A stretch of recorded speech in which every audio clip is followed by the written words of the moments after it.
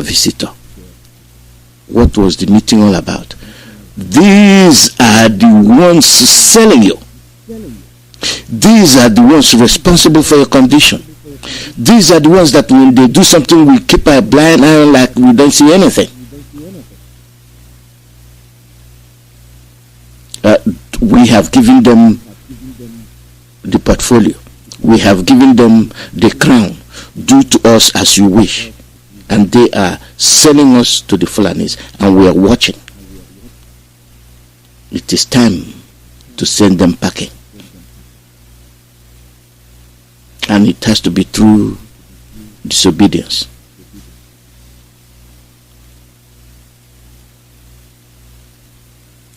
It has to be through disobedience. Let them understand that we are fed up. If I'm saying that the Oduduwans, they are not playing. They are not playing. If you want to hear it, listen to this.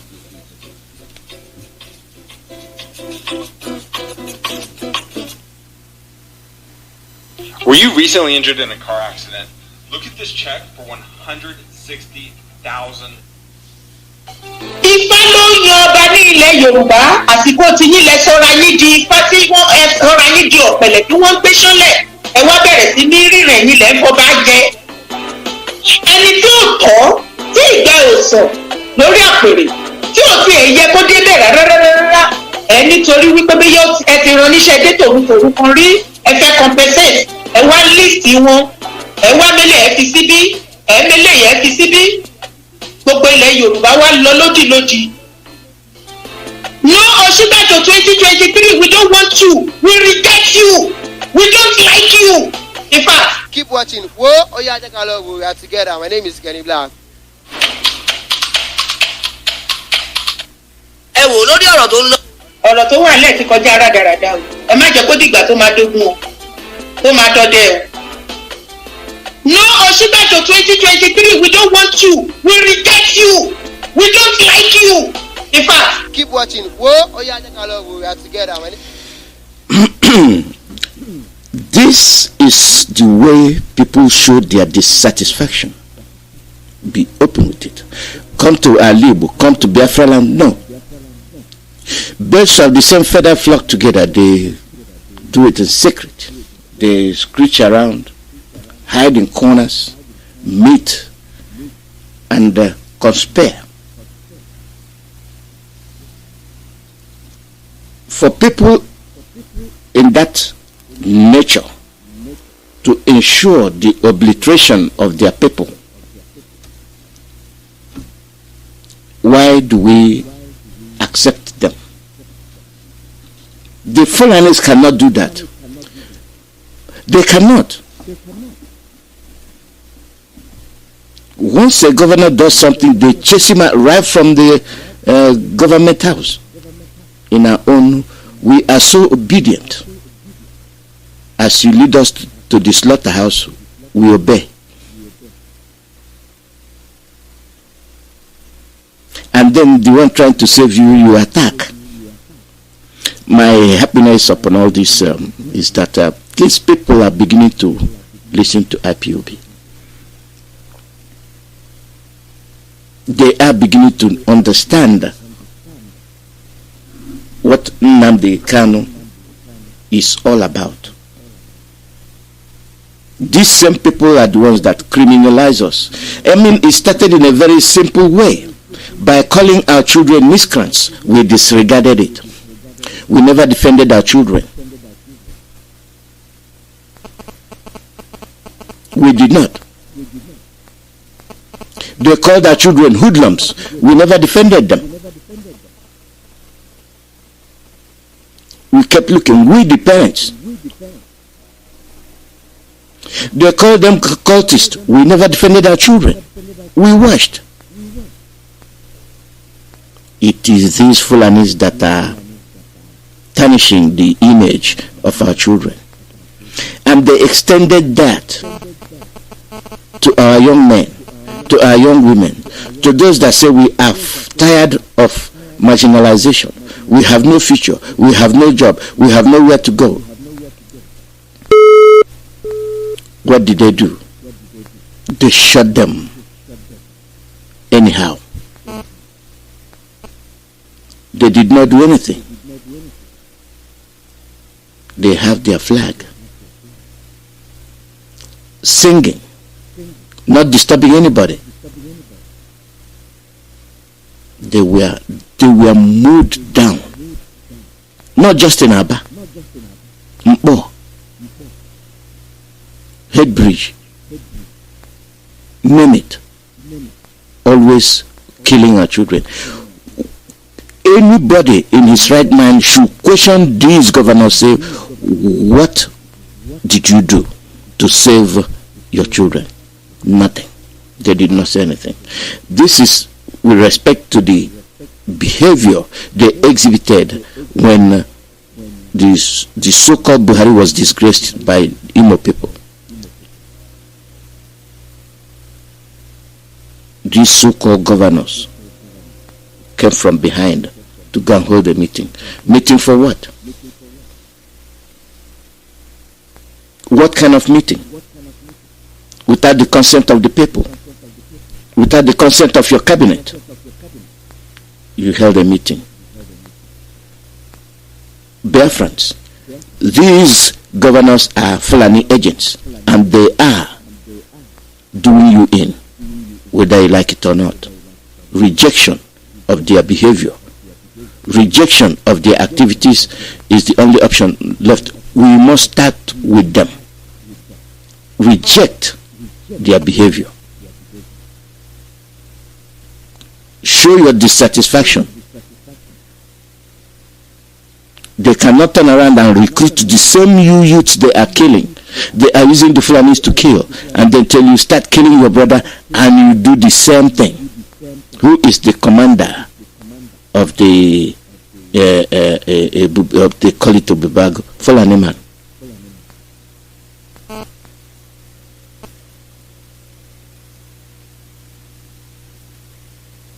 That is why the killings of Judeo-Christians must be expatiated. It must be exposed. The world must know about it.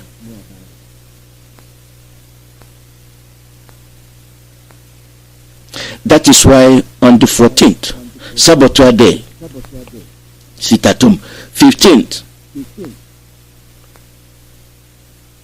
you know, Atonement Day.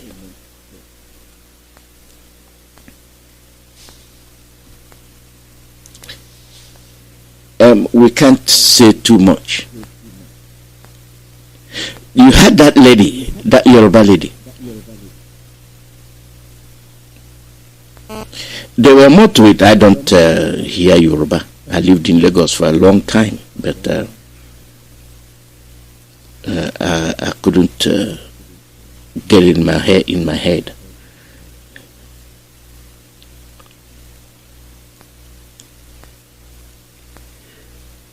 Who are these people? Who exactly are these politicians? Once we start dealing with them region by region, they are like that, like they are in a cult. They are like in a society where their principle is to destroy the civilians, to destroy the ordinary people for their own betterment. It is these same people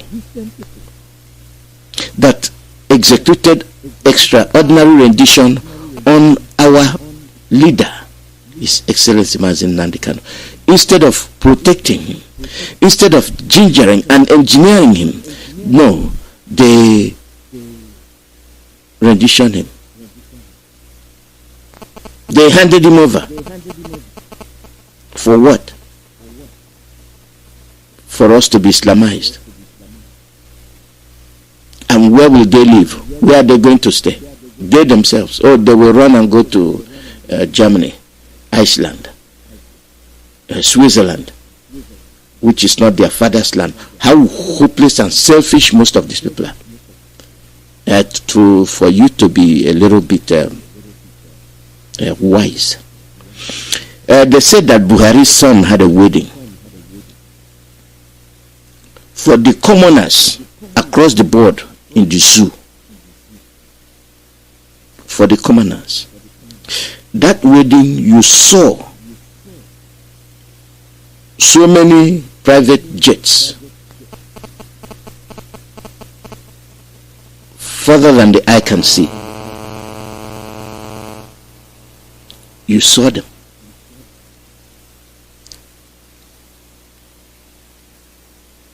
Where did they get the money?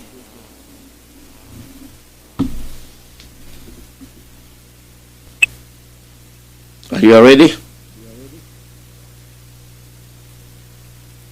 Hello? Hello? Are you ready?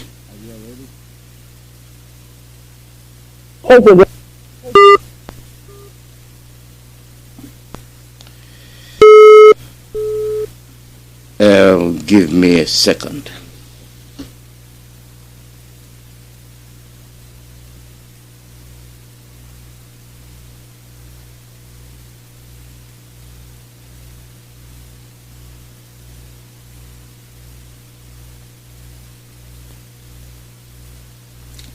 Good morning. Yeah, this man, Mazi Alozie. Yes. Okay, I'm just calling to contribute in your program. Okay, not now. It'll be about 10 minutes. Yes.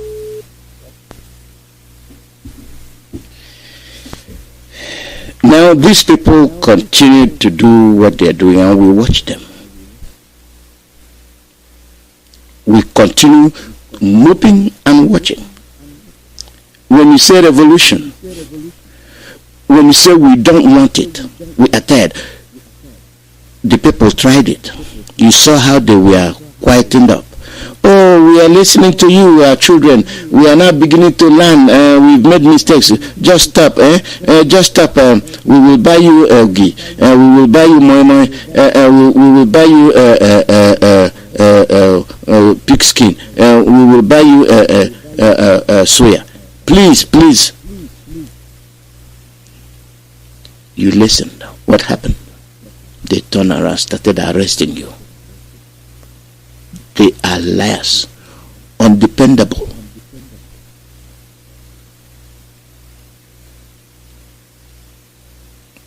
We continue to listen to these people. For how long? I brought you that Yoruba lady. 2023, Osibanjo, who cannot barely talk. Remember this fool. What's wrong with our head? What's wrong with our brain? Every international ex and present politician is telling you, you do not have a country. You have a project. Nigeria is a project, not a country.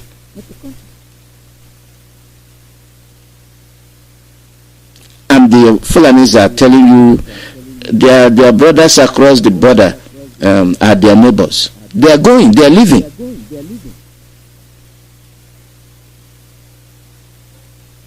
Since they have been the ones menacing your villages, your regions, softening the ground for them to come and occupy. And we have hopeless people saying they are elites and governors. Cannot read between the lines, cannot see the dangers befalling their own people. They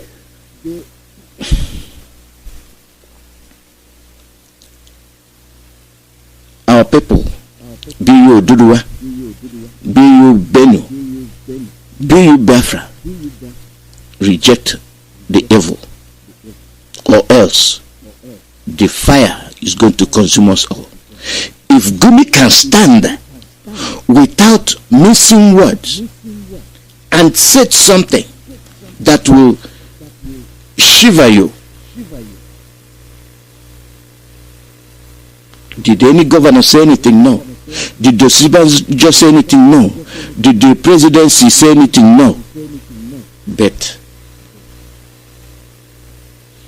the message was clearly delivered.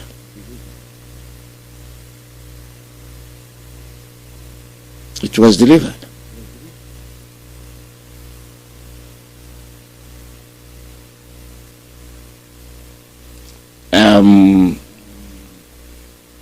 When the message was delivered, we acted like we didn't hear it. We had it all right. We had it.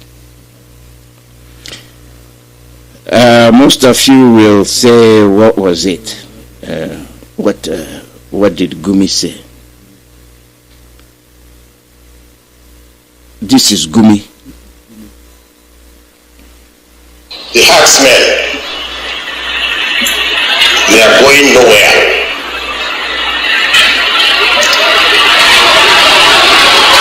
They are part of us and we are part of them. We must live with them. You can't drive them away and they can't drive us away. They are our neighbors, so we should never allow them to be our enemies. And if we are any mistakes about our actions, we have turned them into enemies, then we are finished. Because our real enemy will use them against us. As your real enemy will use your neighbor against you, and nobody knows your secret more than your neighbor. He knows when you go back and when you go out. So we should never allow herdsmen to be our enemies. That's the message. You had it. Who are the neighbors? Those from the Sahel region. The neighbors Gumi was referring to are the Fulani herdsmen.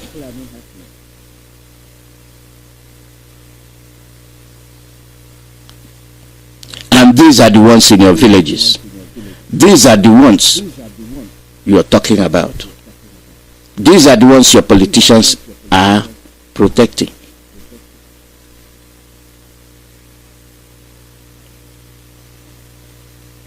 Ask me why.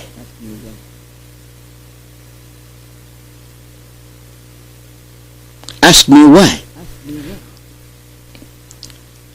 As if that is not enough. We act like we are intelligent. Take a look at this issue. The new naval base to be established in Kano State, Nigeria. According to reports, the governor of the state, Abdullahi Ganduje, allocated 100 hectares of land for the naval base on Wednesday. The Chief of Naval Staff, Vice Admiral Awal Sabu Gambo, paid a courtesy visit to the governor to thank him for the allocation and noted that the new base will contribute to showcase the effort of Nigerian Navy in keeping the nation as one. While some Nigerians reacting to the news have registered concerns as to why a naval base will be established in the hinterland of the nation. I believe we could take a tweet before I come to you, Tundu, or we don't have that tweet. I'd love your comment on this topic. I mean, only in Nigeria will this happen. It's completely baffling. Nigerians must hear a plausible explanation for this. That is if one exists, because might as well at this point move the ports to Kano if we're moving a naval base to Kano, because what is a naval base? It's supposed to be a seaport where the naval ships are kept when they're not at sea. I don't know if they need to be maintained or what have you, and just, housed somewhere. In the UK, I'm very sure about the UK, the naval bases are in Portsmouth, Clyde, and Devonport. America, I think, has maybe 10, 15, quite a few, but they're all in coastal areas. Yeah. I just don't remember exactly where. I know Maryland, Connecticut, I know a few, but in the UK I'm 100% certain. It has to be by the sea because it's the Navy. And I really hate to sort of repeat or parrot speculation, but this is exactly what some people mean. The more paranoid amongst us have been shouting themselves hoarse about the Fulanization agenda, rather than the government taking going to great lengths to sort of douse that kind of talk. They fan those flames by this kind of incomprehensible move, quite frankly. Go and dig up water in Kanu now to form naval base all of a sudden? Or it's going to be built close to River Rana, or what is it? You see places in the Niger Delta to site naval base, you can't site it there. I mean, it's not the way to, just like it never made sense to me why a refinery was built in Kaduna and we have your governors are welcoming and having meeting with him. They have Lake Chad. They didn't put naval base there to shield the invasion from Chad. Now I'm south. How many acres of land did he devote? 500, and they couldn't do that for the herdsmen. They couldn't do it for the herdsmen. Rather, they want you to donate your land, but they will donate land for naval base in a desert.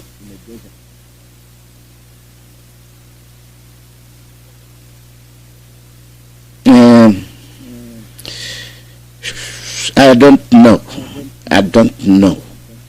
Oduduwas, now it's time for you to stand. Dismember that zoo. Middle belt. Dismember that zoo. Biafrans, stand up. Stand up now or never. They take your resources, they take whatever that comes through from the resources, they improve their place. As far as going in the whole world, it is only in the zoo that they're creating naval base in the desert. Are they actually creating naval base in the desert? Is that the objective? No. It's creating employment for their people. Who is the admiral? It's a Fulani man. Jesus Christ.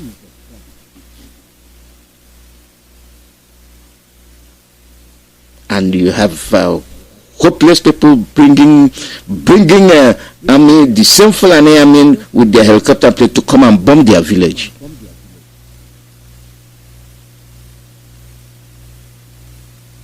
This is ridiculous. I'll open the phone line. We don't have much time. When the women are done, whatever few minutes are left, we'll use it. And let me take this, open the phone line.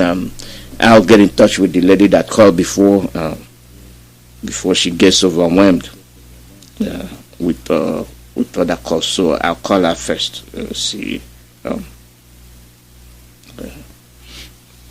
what she has to say. It's what we are seeing. It's what we are going through, and we will continue to go through that until we take a stand. And our stand must be firm, very firm. Hello? Yes, good morning. It's time for you to say what you want to say. It's Radio Biafra. Go ahead. Okay, good morning. I just want to thank you guys for what you're doing. You guys are doing a great job. Because unfortunately, the way they're cleaning our faces is so appalling. I don't know. I heard the people that spoke before that what we should do, not just by talking. Every day we are talking, but people are dying on daily basis. You know, and once as the child is a traitor. Somebody who can sabotage his tribe or her tribe is a traitor, really. It's an enemy. We don't want an enemy. So I don't know when this is gonna stop. You know, each time I listen to you guys, I cry because I know people are dying and they are targeting our men, our young men. Is it until when they finish killing them that we're gonna fight for Biafra? I don't know. I cry for Nnamdi Kanu kidnapping every day, because if I believe if you see it, there's no way we keep quiet. People are really dying. If we have 10,000 men and they're killing 10 every day, I mean, Do you know? I mean, it keep reducing. Is it until when they finish and they're targeting only men, mostly? So what I'm trying to say is that keeping quiet about these saboteurs is not going to be the solution. I think there has to be something we have to do. I need to teach them a lesson. Honestly speaking, I listen to what the ambassadors say they did for Cameroonians. And that is them that, I mean, they are able to stand their ground. We have to do something. What I'm trying to say, I appreciate all of you. And again, please, I am begging you to please allow Simon Etta to continue what he is doing. You guys are doing a great job. But you're not doing the same thing. What Simon Etta is doing is like what Nnamdi Kanu, our leader, was doing. Come on. That's, everybody is doing great. He is doing his own. We are doing, nobody stopping. Exactly. Yeah, so we should encourage each other and stop this fight we are fighting. Please. Yeah, you have to have. You have to. Sometimes people carry their own rumor and whatever. But as far as I know, the issue of Simon Ekpa is dead and gone. Is not an issue anymore. So he is doing his thing, we are doing our thing. We are fighting for Biafra. So what our leader said, whatever you can do to make Biafra come, do it. Do it your own way. But on that level, you see, these people, when you don't understand why something is happening, it will be a puzzle to you. Now that our people are beginning to understand what our leader has been saying, you see the response. I initially told you the way they branded us. Now they are calling us thieves. That is another painting they are applying, calling IPOB thieves. I don't know what we are stealing. We are stealing Biafra. We are stealing Biafra. Call out your name and where you calling from.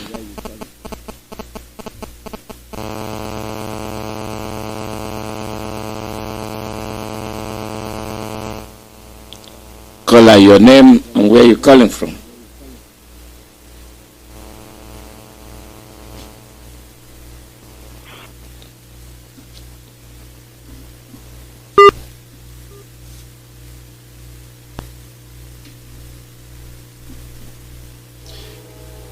Well, the line is not happening.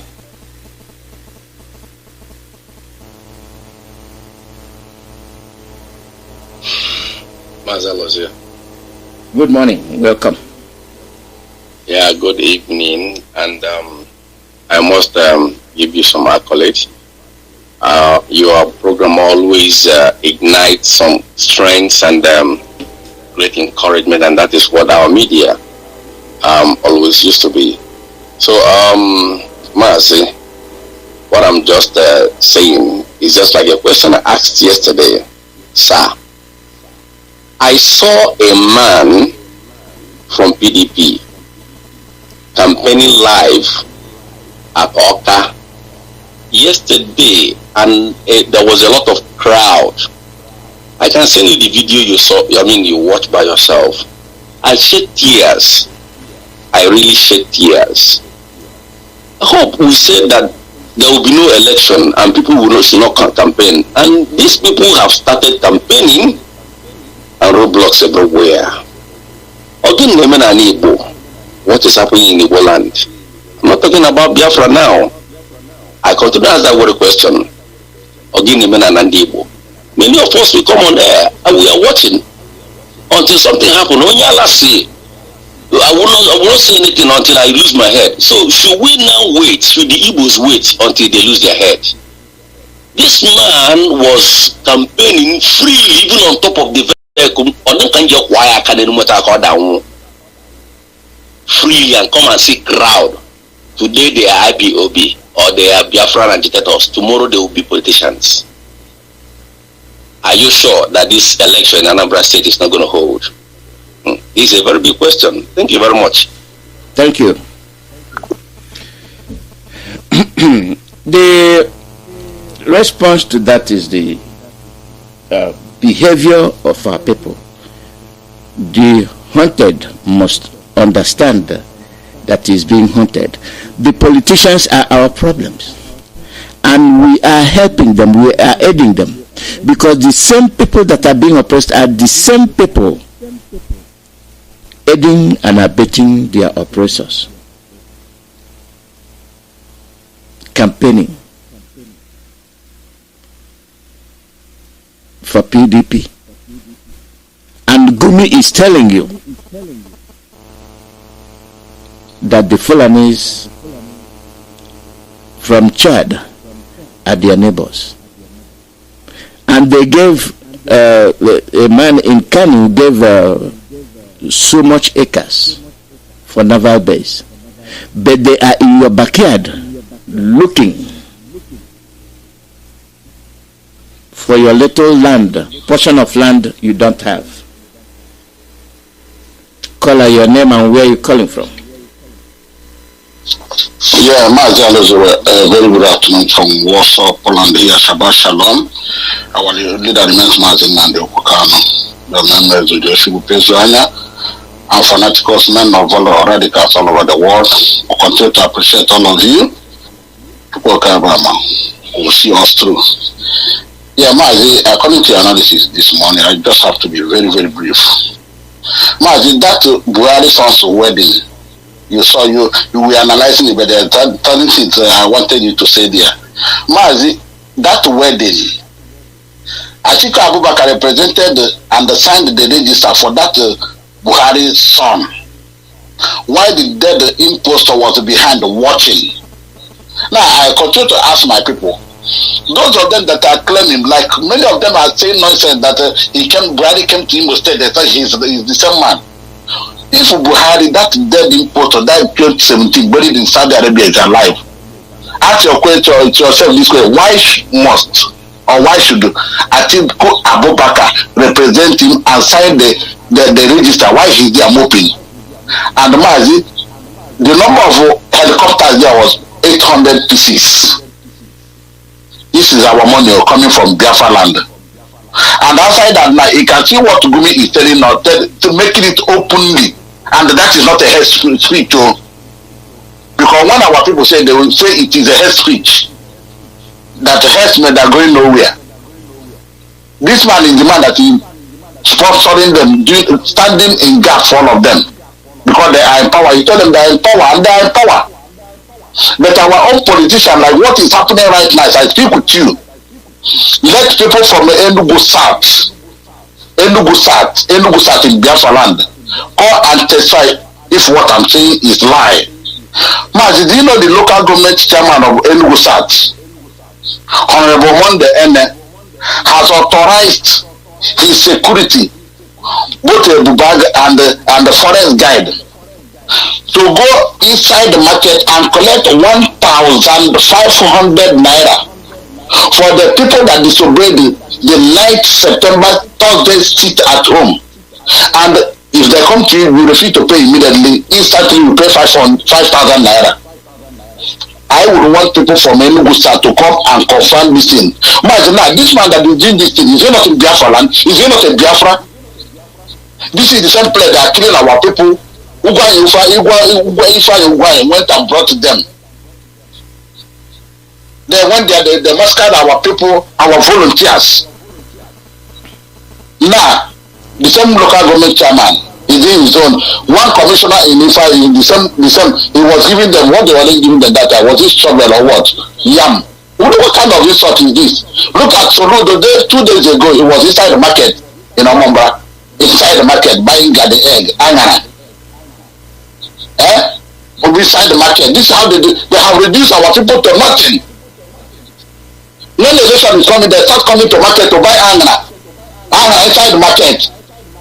What does the thing tell you? Mazi, we will say the one we will see and we will do the one we can do.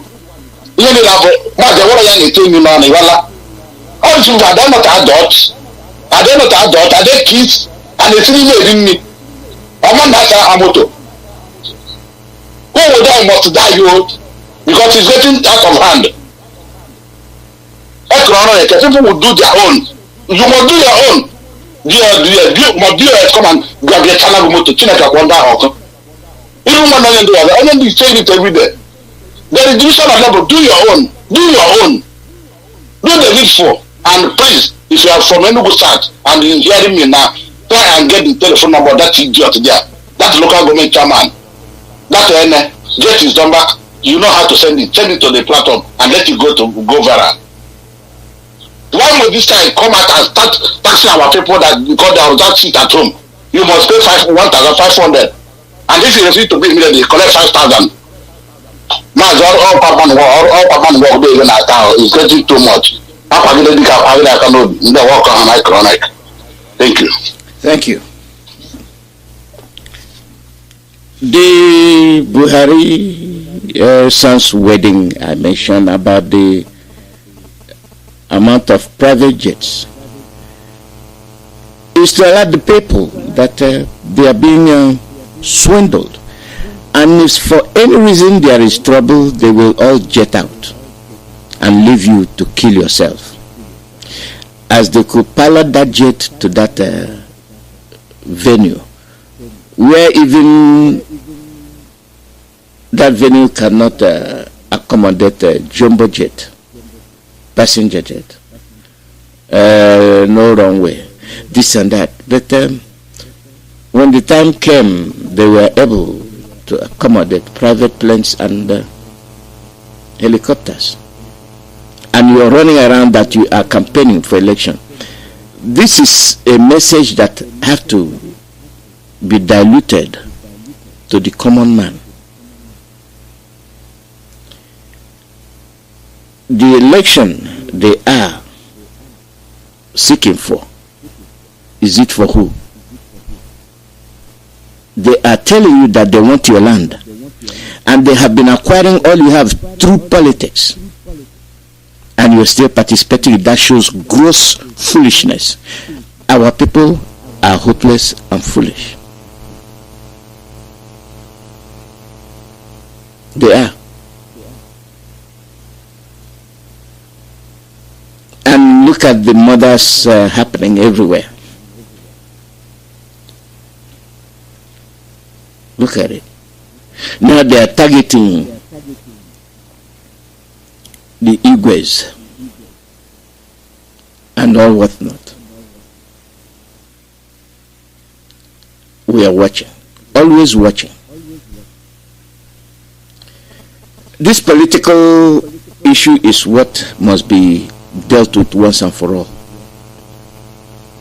If anything about politics is obliterated, completely squashed, sense of belonging, sanity will return, because they are pumping money. The money that they cannot use to build the roads, the money they cannot use to create jobs, they are giving it away.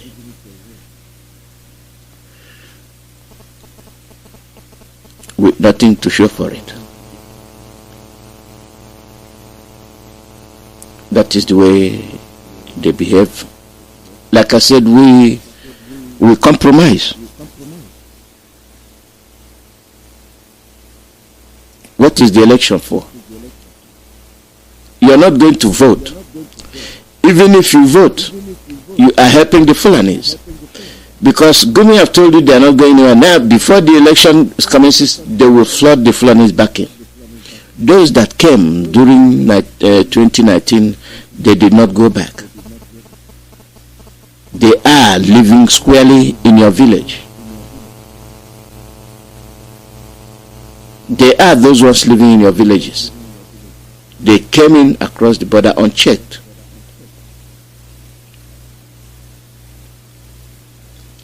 You cannot go anywhere. They seal the borders. You cannot even cross from Biafra to Cameroon. It's sealed. But they have open border with Chad and Niger, and allow them to bring their cows and cattle.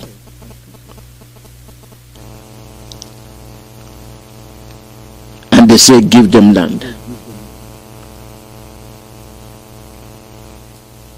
Give them land.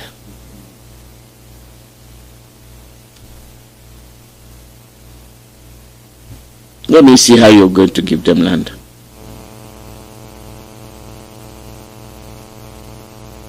I like to see.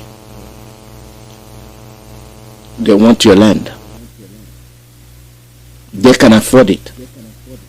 They can even donate it. And they did. But they will come back to you and kill you to get your little land. If that does not speak volume, I don't know what else will. We sit and watch.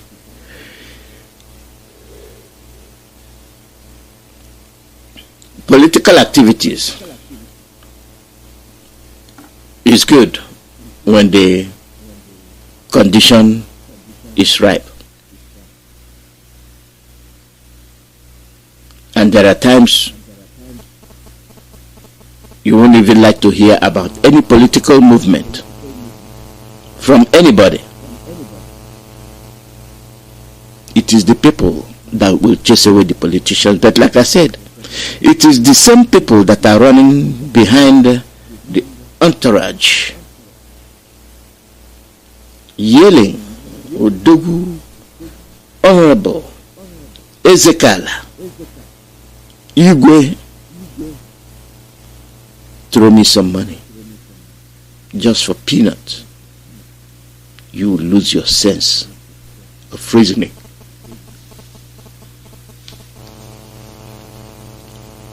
Do we have a way of disseminating information to these people to understand what is happening? Do we?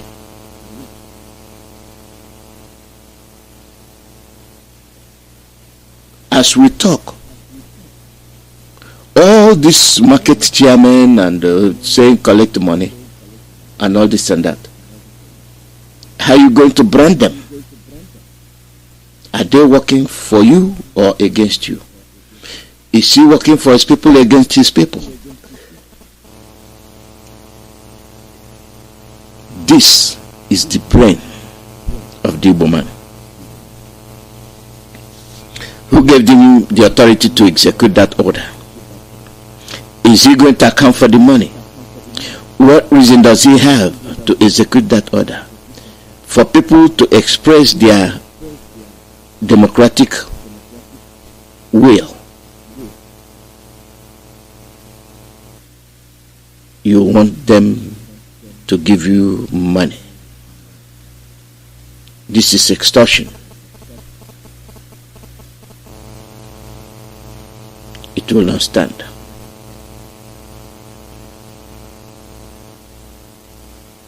It will not stand. Know what you do. Know how you do it. Know when to do it. For we in Biafra land, we are not doing completely what we are supposed to do. We are coming around. We are beginning to have the feelings. We are beginning to see what our leader has been saying. Time is running out. Time is running out. Look at an issue, because I like to make references from those that are telling you what they think, what they want you to do. They are always telling you what they want you to do.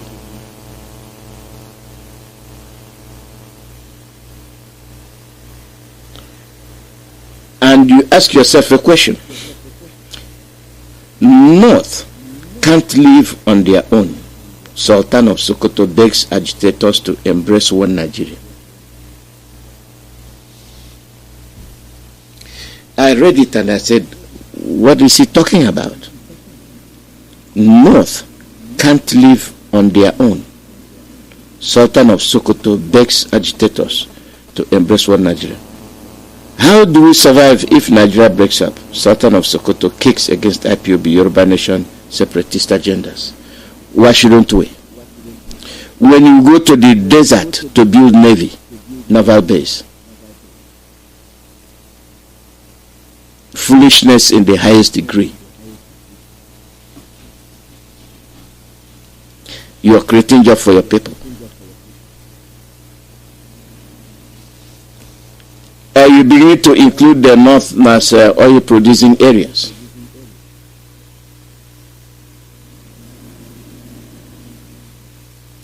And we're simply watching. Our lack of criticism, our lack of revolt, our lack of protest is responsible for the outcome of what you are seeing. He was speaking at leadership newspaper at 2020 conference. And I'm asking myself, why can't the North live alone? The Fulanis. If they have their brothers across the border, they don't have oil, but they have refinery. The oil pipeline runs from our coastal region up to the north into Chad, where they built refineries. Just like electricity you cannot enjoy. You have bordering African countries enjoying electricity while you remain in the dark.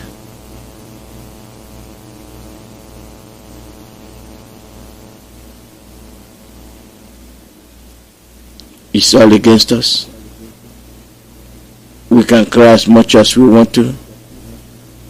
We are responsible for what's happening to us. We are responsible because we failed to criticize. We failed to kick against it.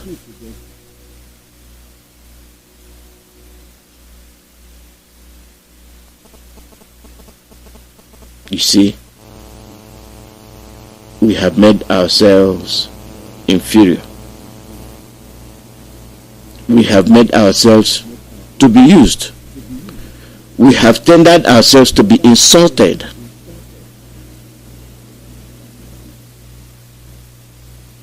And we tend not to change. The campaign now should be no election in Biafra land, across Biafra land. That's what the campaign should be. No contest, no contestant, no campaigning. If you're ready to leave, you don't go back, painting the house, furnishing it, whereas you say you are leaving. Unless you're doing it for the next person that will occupy the house. And that money could be used in beautifying wherever you are going. So if you continue to engage in politics, when you say the zoo is done, why are you doing that?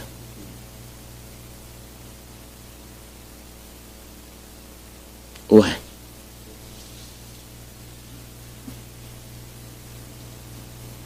We are good at crying. are very good at that. We cry. The men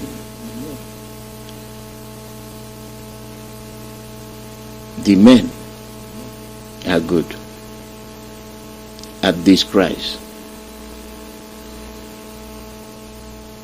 How much longer can we be crying? What could you have done to avoid the disaster? Nothing. At least the little you can do is not participate.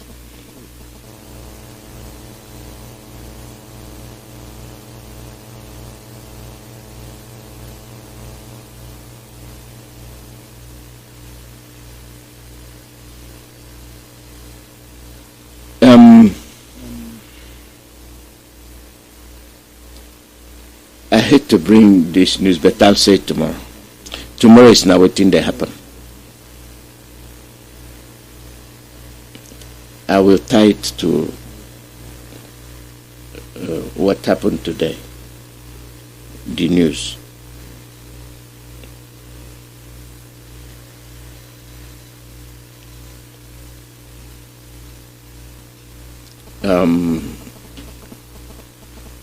Let me make this announcement. We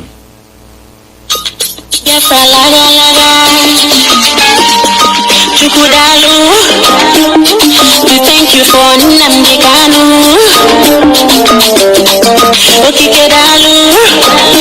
For IPOB. Special announcement.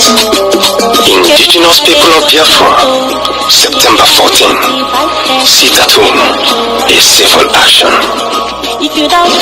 Indigenous people of Biafra, IPOB worldwide, led by Mazi Nnamdi Kanu through the Directorate of State, commend once again the Biafra people for your tenacity and for the sacrifices you've all made and continue to make in our struggle for freedom.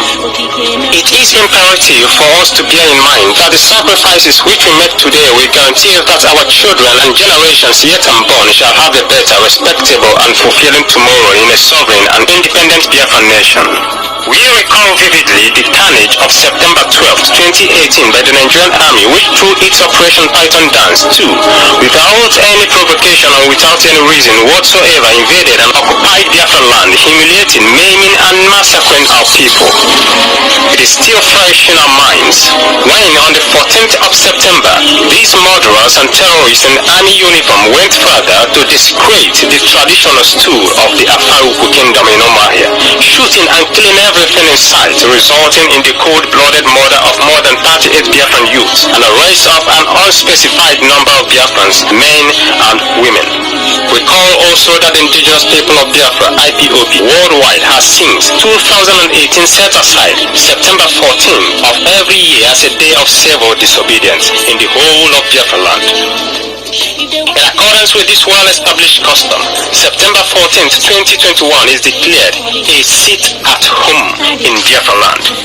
We shall on this date unambiguously tell the Nigerian establishments and their saboteur agents in our midst that Biafra land belongs to the indigenous people of Biafra. On this date and day, all institutions of learning, primary, secondary and high institutions, offices, banks, markets and all places of business and places of worship shall be closed, and all public transportation and vehicular movement shall not operate except emergency vehicles such as ambulance and fire service vehicles. Great Biafrans, we must remain vigilant as not to allow the enemy to dictate our agenda, and we must be at alert as not to permit any form of distraction from our immediate short-term objective, which is to explore all avenues and deploy every arsenal at our disposal to guarantee the safety of our leader Mazi Nnamdi Kanu and to secure his unconditional release from illegal incarceration by the Nigerian government. On September 14th, we observe a total lockdown of Biafra land to acknowledge the sacrifices and keep the memory of all Biafrans who were betrayed by saboteurs alive. The Directorate of State of the Indigenous People of Biafra, IPOB, reaffirm an unwavering commitment to our struggle for the emancipation of the Biafran people from the oppressive, dehumanizing and degrading conditions imposed upon us by reason of our forceful inclusion in the evil construct called the Zoological Republic of Nigeria. Nigeria. Signed, Mazi Alozie, Head of Directorate of State of the Indigenous People of Biafra, IPOB. This information is reaching you from the table of the all-state media worldwide, under the leadership of the Indigenous People of Biafra, IPOB, led by Mazi Nnamdi Kanu Ohamadike. Day one. Yes, that's September the 14th. And then we'll have the Atonement Day. And I get to that.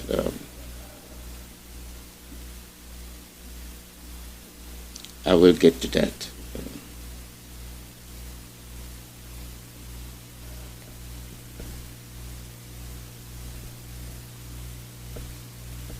Let's look at the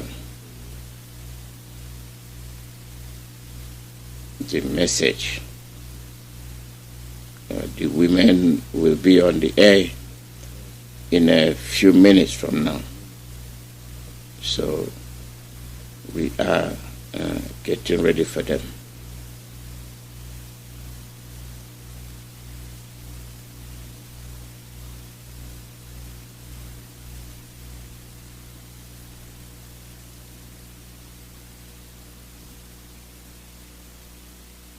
Let's give this message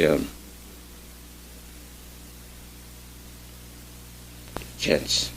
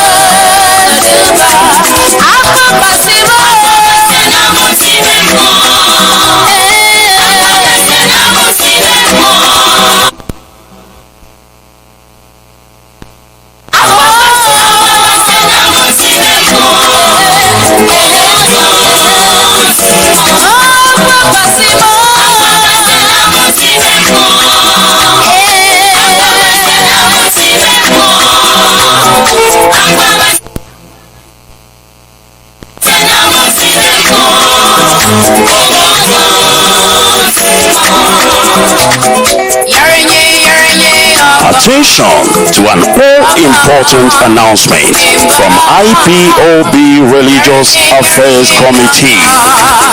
There will be 3 days fasting and prayers for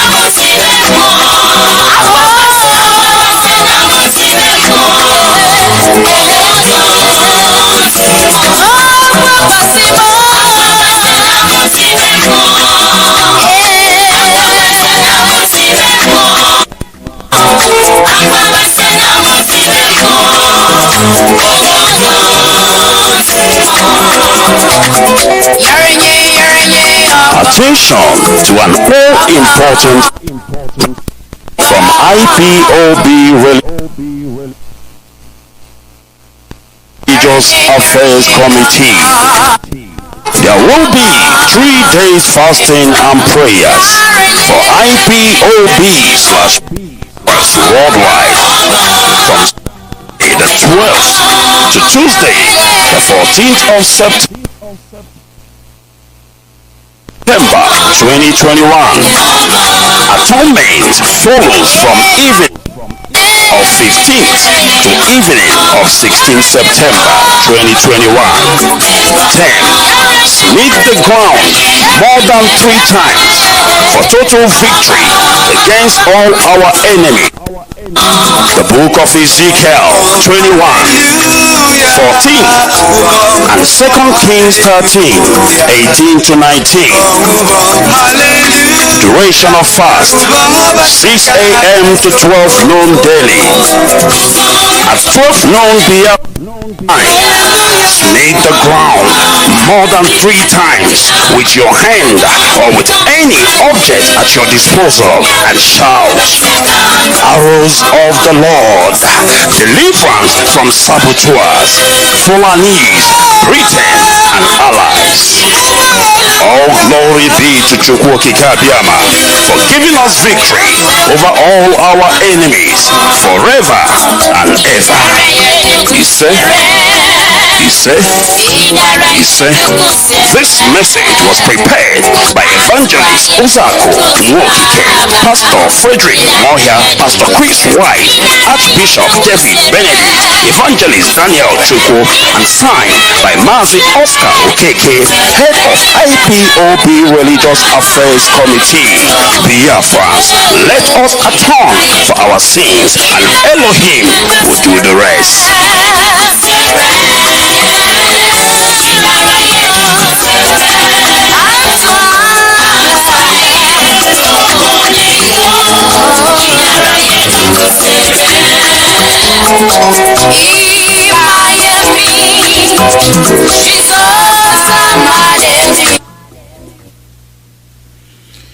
Yes, the women will be on any second from now. And here they are. Good morning and welcome. Good morning, Mazi Alozie. Are you ready for us, Mazi Alozie? Yes, I am. Go ahead. Thank you very much. We know you have only been on for 30 minutes. We are happy to join you. Let me join my sisters. I know about this. I've been telling you, I know. I am very happy that you are just very flexible, and that is one of the remarkable traits of a leader. Thank you very much, Mazi. No problem. You're taking from here. I'm exiting. Bye-bye. Right. My sisters, we are on the air. Good morning, Mazi Alozie. Good morning, my sisters. Good morning, good afternoon, good evening, and good night to you, great Biafrans. Friends of Biafra, lovers of freedom, freedom fighters, listeners of Radio Biafra and IPOB worldwide. My name is Dr. Chima Eberechiukwu. I am Ada Biafra from the heart of Biafra land, Olu Province. We welcome you to Saturday IPOB USA Women's Program. Today is September 11, 2021. Our host, Mazi Alozie, broadcasts on Radio Biafra USA through Radio Biafra London and on IPOB Community Radio app. Our leader is His Excellency Mazi Nnamdi Kanu. He is the director of both Radio Biafra and Biafra Television. We thank you, the leader of the indigenous people of Biafra, for giving us the courage to speak up. They will never be able to silence us again. We thank our host, Mazi Alozie, for his steadfastness. Oh my goodness, is this man steadfast in what he's doing? Biafrans, I know you are nodding your heads wherever you are. He is steadfast. Thank you, Mazi Alozie. We also encourage all other radio hosts and presenters in their jobs, and we especially welcome back today Mazi Alozie. He was heaven sent to hear your voice this morning. We tried to call. I know the lines were messed up, but we want to welcome back Mazi Alozie, Dr. Alozie, as their friends family call you. Welcome back, my brother. COVID is not going to get all of us. We are going to be here to continue the propagation of the restoration of Biafra. That is our duty, and thank you for rejoining. We also work and to thank other people who are considering and seriously working to free our leader and to restore Biafra. We thank all of you. All your services are appreciated. I will let my sisters introduce themselves, and after that, we will pray and we'll get started. Sister Kanu, go ahead and introduce yourself. We are happy this morning. Yes, my sister, thank you so much for this opportunity. My fellow Biafrans, friends of Biafrans, lovers of freedom, listeners of Radio Biafra, and all our well-wishers around the globe. We welcome you to our program this morning. As always, one day at a time, to restore our motherland. As my sister said, we will never stop. Oyendo has opened our mind and our heart to speak the truth, and the truth alone we shall speak. My name is Akunne. I am from the word of province. I always welcome you in this program. Please sit back and be with us for today.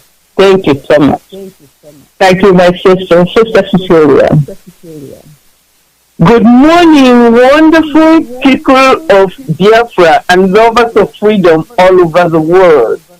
Good morning, good afternoon, good evening, depending on what part of the universe you are in.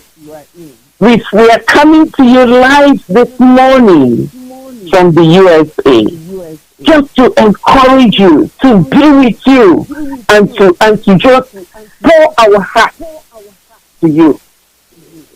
I just invite all of you, come closer and listen and hear what we have to say. My name is Cecilia, and I'm from Umuahia. Thank you. Thank you very much. And let's start with a prayer this morning. Sister Cecilia, would you please pray for us? Good.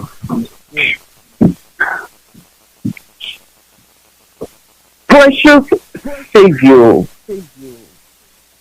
we come to you this morning because we know you love us very much. You love to hear us when we come to you, Father. That is why we come again to pour our hearts to God. Father, we thank you that we're in the land of the living, and we thank you for the liberty we have. Father, we bless you. And we pray, oh God, that you will open the hearts of our people this morning. Whatever words will come out of our mouth, that it will be word of life, word of encouragement, word that will move us forward. Most High God, take preeminence. Let this time on radio be a time of encouragement, a time of blessing, a time of good wishes to our people. Father, go before us. Use us even to encourage our people. Strengthen them through what we're going to say. And let everything that we say be such that we give you glory today. We thank you for our leader. We bless you. And we ask, oh God, for his immediate release from that danger. Take preeminence, oh God. In Jesus' name we pray. We say,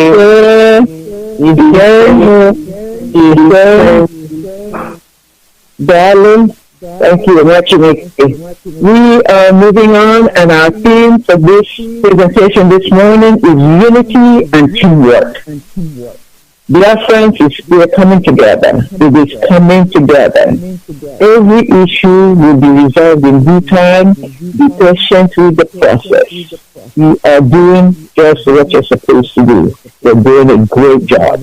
Keep your head down and keep plowing. We are not there yet. We must keep working until we get there. Unity, teamwork. If you can join with a few people to work together, if you can join with the whole IPOB to work together, if you can work in your family units, if you can work in your state units, if you can work in your regional units, if you can work in special groups, do it. Teamwork, unity, that's what we want.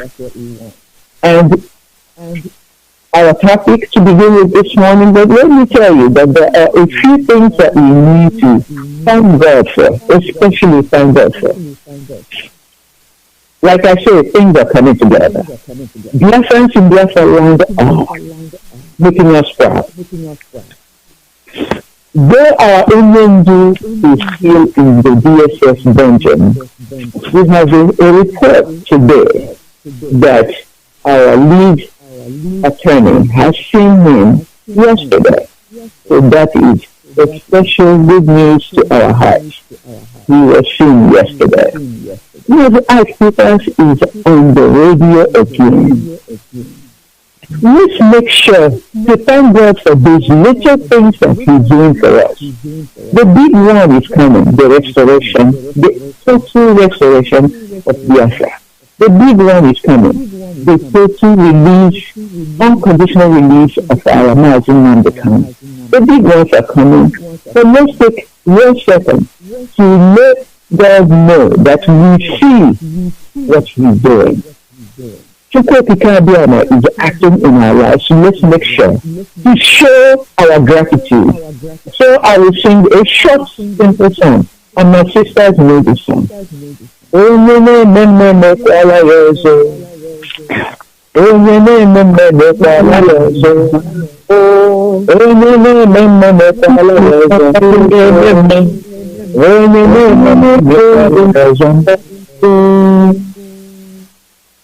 So my sisters, my brothers in Radio Land out there, all over the world, God is seeing about us. Let's continue to work together and make sure that our unity is intact. The right kind of unity, brotherhood and sisterhood that we have in IPOB and in Biafra. So, after that, I must introduce our first topic. And our first topic is the same thing that we just sang. We are thankful. How can we thank our people this morning for their actions of protest against the Islamization of our people and in solidarity for the release of Mazi Nnamdi Kanu? How can we begin to thank our people? Sister Kunle, how can we thank our people? Thank you, my sister. I'm so happy because of this question. Very, very happy. How can we thank our people? It's not all the time that we're going to tell our people, wake up, this and this. We know they are doing it and they are getting up. My Biafran people, especially those from Imo State, you know what? I am so proud of all of you. And I believe that all of those abroad are so proud of all of you. The empty road you showed on the night of this month, how you implemented the sit at home that was established and ordered by DOS, IPOB leadership. You are so grateful. You are doing the work and you do this for yourself. Remember that whatever you do now to restore your motherland, you are doing it for yourself, not for those abroad.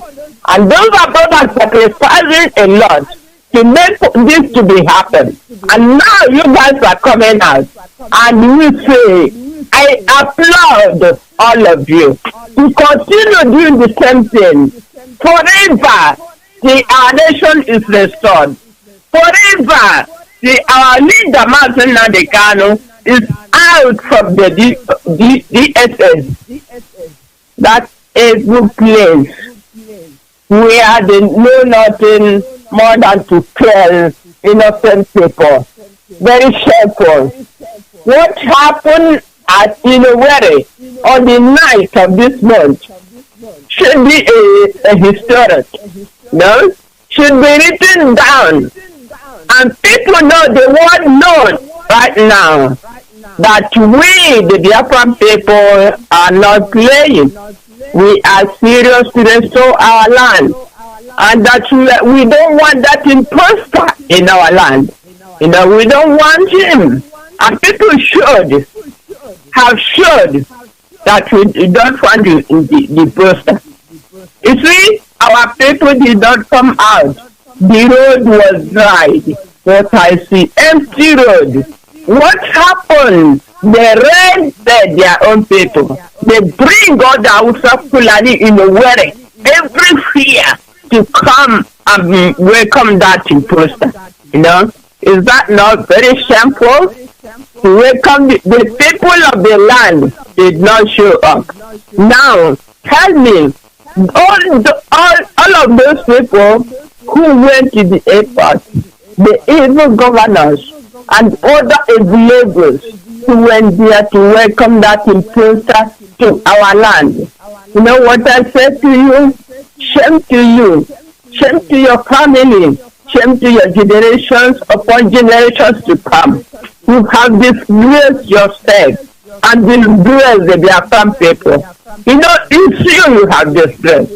So we are not going to take the blame, and our people do what they're supposed to do and make sure this president is not welcomed in our land. Not even a president, an imposter. An imposter. The president died for many years, and many of those prominent men in Nigeria are pretending that this is their president. Very shameful indeed. Kopus Odema, administrator of Imo State, he is the one behind all this nonsense, the reason of the imposter visiting our land. Therefore, this Odema, son of Igbo land, wants to prove to all of us that he gets Imo State under his belt for say that he has power over our people. Why did he do this? Only to guide his dirty work. The work doing for his imposter against his own people. That is why Zodema is doing this. Sadly enough, the imposter, we know that he's a fake Buhari. Why do people pretend? Fake Buhari and his caliphate have no shame to visit our land. You see how he looked? I'm not gonna go there. I'm very angry.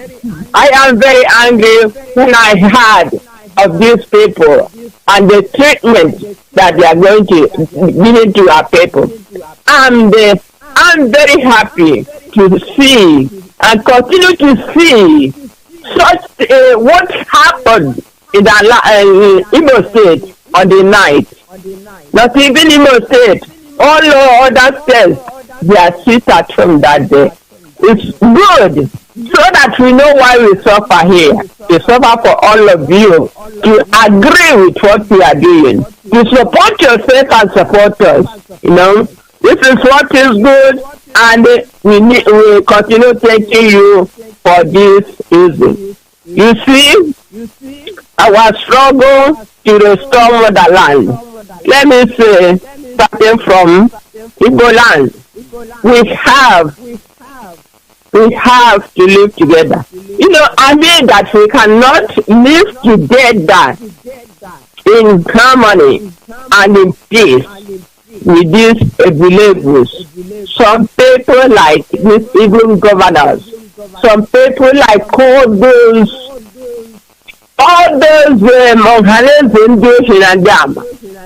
not all of them.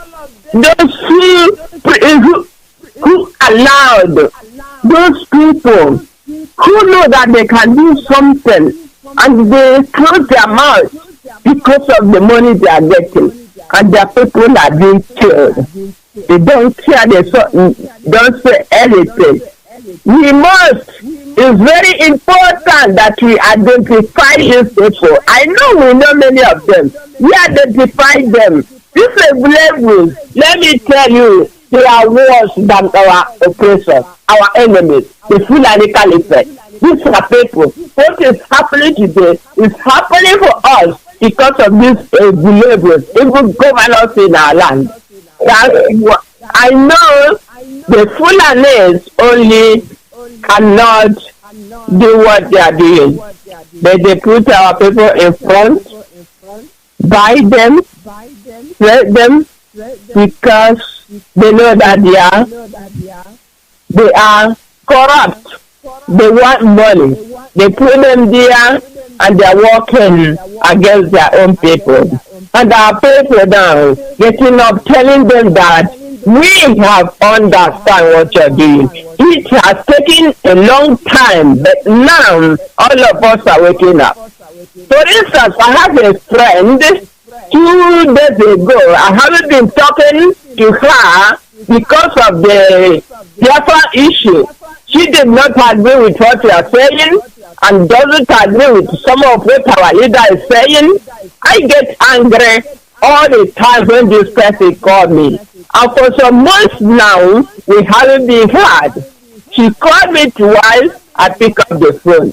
Now, she have understand what our leader was saying and what I was saying. Now, he asked me for pardon that it takes me time to understand. But now I do understand. And what our leader was saying is true. And what I said, okay, I pardon you, I welcome you. Now you understand it's not too late. We can work together. Now it's something the most of our people back home who refuse to understand for a long time. But now they have understand what our leader was saying. And what Radio Biafra is preaching. Now they are showing the world that we are serious to restore our land. Please, my people, continue, never look backwards. On Monday and Tuesday, I know you choose to stay at home on Monday. You choose to do so. But on the 14th, being Tuesday of this month, you sit at home.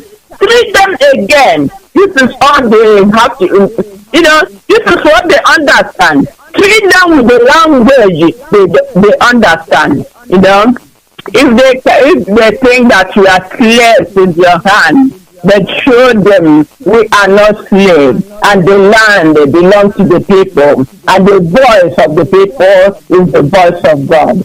Continue this, my people. I'm so proud, and will remain proud forever with you guys. Thank you, my sister. Thank you very much. Thank you. Sister Cecilia, what can you add to this? I'm here to valuable. Sister has just said it all, but I have to add my voice. When I saw the video of the empty streets in Biafra land, especially in Imo State, I was like, kudos, my people. Kudos to Biafra. And I'm just clapping for all of you. I'm clapping for you and I say kudos. You did a wonderful job by staying home. I know how we greet our leaders.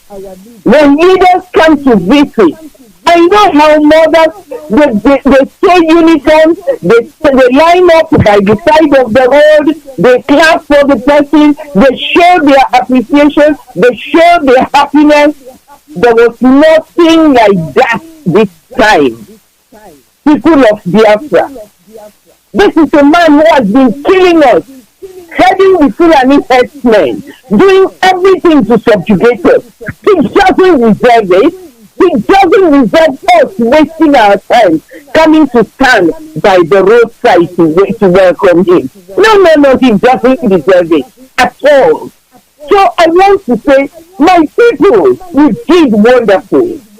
Young women, I clap for you. The mamas, I clap for you. The papas, I say kudos. The young men, I say wonderful. I saw how they went to, I don't know where they went and got those Fulani young boys to come and stand and act like, they can never act like their friends because we're a special breed of people. They can never talk talk like us. They can never welcome strangers like we do. We are a very, very people with a large heart. We know how to welcome our visitors. You know, they can never mimic us. They can never imitate us. They were not like us. And anybody who saw them knew these were not Biafrans. Because Biafrans, we are a special breed of people. We know how to greet our leaders. We know how to welcome our leaders. But this time, we have shown them that this Buhari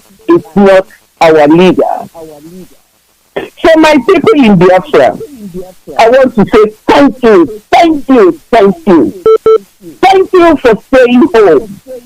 Thank you for not coming out in the street. Thank you for obeying the DOS. Thank you. Thank you. People who didn't know what was going on, by your staying home, you told them the story of what we are going through. You tell them the story of what was going on. You told them the story of how you have to stay home so as to protect. Yes, what you did was your civil responsibility. It was your civil responsibility to show this man, to show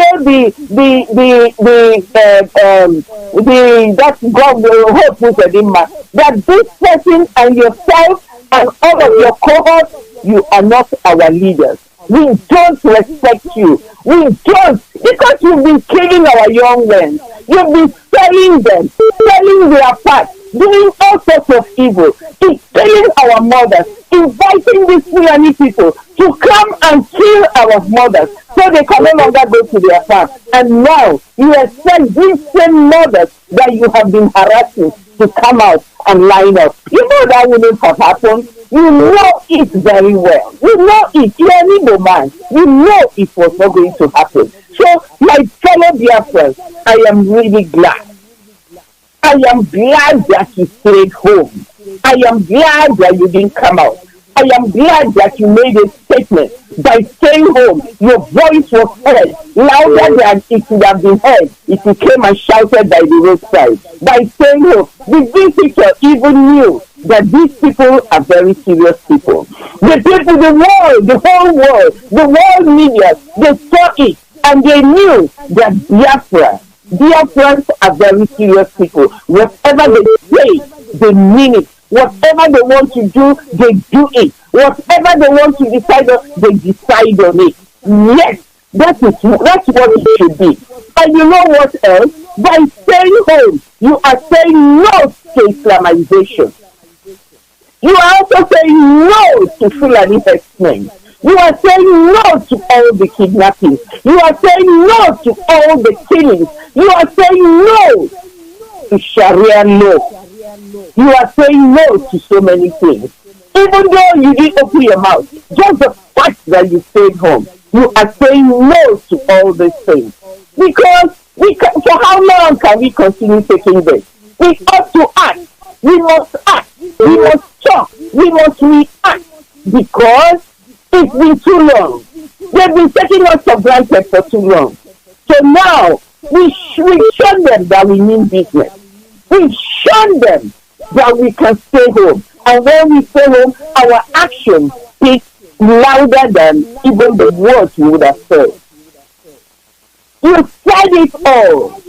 You demonstrated it. You showed it. The people heard.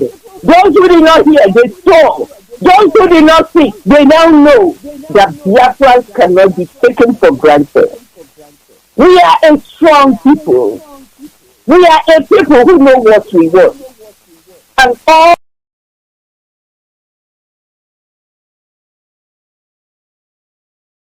all we want is, one, that our leader be brought out of that DSS dungeon.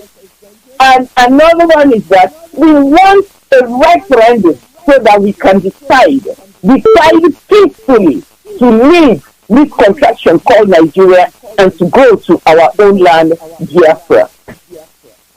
As your actions spoke, I am so proud of you, Biafrans, wherever you are. Let your actions keep speaking. Let your actions keep speaking. Like my sister has said, Another step down has been declared for the 14th of this month. And I know you all will do wonderful. I know you will sit down at home. I know you will obey the GOS. I know you will show solidarity. I know we will work together as a team. We will speak again and louder than we spoke last on the night. Our actions will speak. Those who have not heard this time, they will hear next time. They will see and they will understand that we are not a people to be trampled upon. We are not a people to be joked about. We are a serious group of people. Like our team says it today, let us continue in unity. Let us continue in unity. And I know that you will show your solidarity again. You will walk in unity again. Because with unity, we are able to break the barriers of the enemy. We are able to discard and to reject Islamization. We are able to refuse slavery. We are able to say, no, this cannot happen to our generation. So my people, my heart is just filled with sugar. Sugar, that's what is in my heart. I am so proud of you. And I thank you. I thank you all for standing up and for standing tall. Do not mind those saboteurs in our midst. We have a target. Let us remain focused on our target. Our target is to get Biafra and to get back to our home. So thank you very much for obeying and for making a statement through the sit down that happened on the night. And I know that whenever you are called, you will do it again to let the world know that we know who we are. We know what we want. And we are the only ones who can give it to ourselves. We are the only ones who can make this statement. We are the only ones who can expect change in our midst. Thank you very much. Thank you. Thank you very much. Dear friends, we know Mazi Nnamdi Kanu. If you have been a disciple of Mazi Nnamdi Kanu, you know this for sure. He is happy with you. He is very happy with you today. As what happened on the night took place. He is very happy with you. And mothers in our land, my sisters, my mothers, my grandmothers, my younger sisters, they win. That you didn't come out in uniform was a marvelous thing. Because we show up, they know how colorful we are. They know how joyful we can make noise. But you didn't show up, and we didn't see you, and we were very happy with you. We are very, very happy with you. Thank you very much. BBC Igbo and BBC Pidgin went into the street asking our young men questions on that day. And these young men who spoke so eloquently, I was dancing. Every one of them that they asked questions was able to tell them why they were staying at home. They're staying at home, they say, one of them said. Because they're not part of this country. Why are they coming here to bother us? We're not even part of this country. Look at us, look at our roads, look at the infrastructure in Owerri. Why is he coming here to bother us? We don't belong to the country, so count us out. Your voice is the voice of man, but like my sister said, the voice of man is the voice of God. God has heard you, and the universe has heard you clearly. What you have said is, no Nigeria in Biafra. We are Biafrans, and like the song says, we shall vanquish. Thank you very much, my sisters. Moving on to the next. What is this unity that we are speaking about today? That we are talking about? How can it be dictated? How can we know and see that there is unity? And is there a kind of unity that we shall avoid? for our survival today. But before you start, my sister, let me tell you what the dictionary talks about unity. What is it? It is the state of being united, joined as a whole, oneness, combining all parts into one. That is what unity is. We Biafrans, we must now act as one large, huge disciple group of Mazi Nnamdi Kanu. We know what our leader has in mind. We know what he has taught to us. He has made statements like, and claims and stands on it, that Buhari has been dead long time ago and buried in a shallow grave in Saudi Arabia. We stand on that. If Nigeria wants to prove us wrong, they can come and prove us wrong. We know that for sure. There's another thing that our leader says. Our leader says that this generation of Biafra has come to totally destroy the land of the rising sun. We know that, we have it in our head, we have it in our minds, we work with that. Biafrans, do we have the unity? Are we in one? Are we combined? Have we combined all parts to work as one to make sure that the total freedom and the restoration of Biafra is complete? My sisters, what is this unity that we're speaking about, sister? It's really wrong. My beloved Biafrans, like my sister has defined unity, state of being united. When you are united, you have one goal. You have one objective. You move towards one direction. You have a leader who is a real leader, and you follow that leader. We Biafrans are one. We Biafrans have one leader. We have one goal. We have one direction. And we have one objective. You see people all around when you go on the social media talking about one Nigeria. And sometimes I sit and I wonder, what is one about Nigeria? What is actually one about one Nigeria? We are so different. Nigeria is so diversified, so different. They are different in their culture. They are different in their leadership. They are different in the infrastructures and the way they treat every other part of the country. They are different so different, so divergent. There is nothing united. There is nothing one about this Nigeria. There is nothing. The Northerners are there trying to milk the Southerners. They are trying to pull them back in every way possible. They are trying to oppress them, hold them down so that they don't progress. They are trying to do everything to make sure that the Southerners are subjugated. And in so doing, we the Southerners are not happy because we cannot move about the way we want.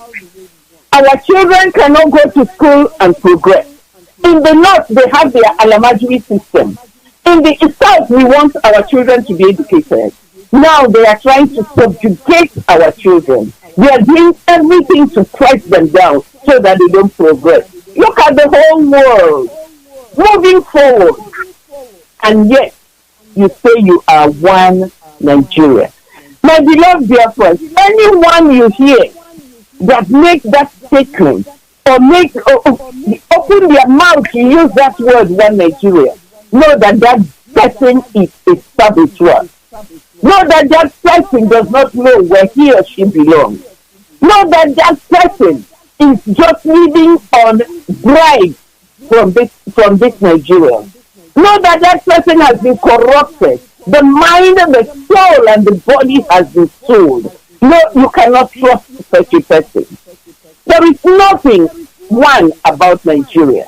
There is no unity. The Northerners have all the amenities in Nigeria. The Southerners do not have anything. You go to the north, their children are living a lavish lifestyle. They go to Dubai, they do all sorts of things. Yes, for us in the south, just holding a cell phone in your hand, the DSS will detain you. Putting on some good clothes, no, they will detain you. Look at the so-called president. The son had a wedding the other day. And I was asking myself, what is one about this Nigeria? The son had a wedding. More than 100 helicopters came for that wedding. And yet, look at the south. We don't have anything. Then look at it globally as Nigeria. They were coming with helicopters. But do you know that Nigeria does not have one commercial plane that flies out of Nigeria? They don't have even one plane that flies out of. We are busy using all the planes from every other country, paying them, spending money, because we from the south are the ones who do a lot of traveling. What is one about Nigeria? Nigeria is a failed state. That is why there is so much insecurity everywhere. There is nothing one about Nigeria. But my people in Biafra, I want us to remember that we are one people in Biafra. We have one leader, that is Mazi Nnamdi Kanu. We have one focus, that is the restoration of Biafra. And we are all moving towards one direction to achieve that goal.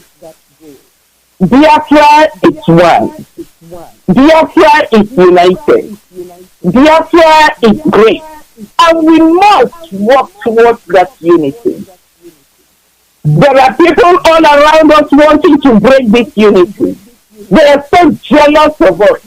They are so jealous of what we are doing. They are so jealous of the unity in Biafra land. We must not let them. We must not let them. And this reminds me, my people in Biafra.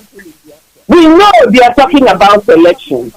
And we have said it, no election is going to happen in Biafra land.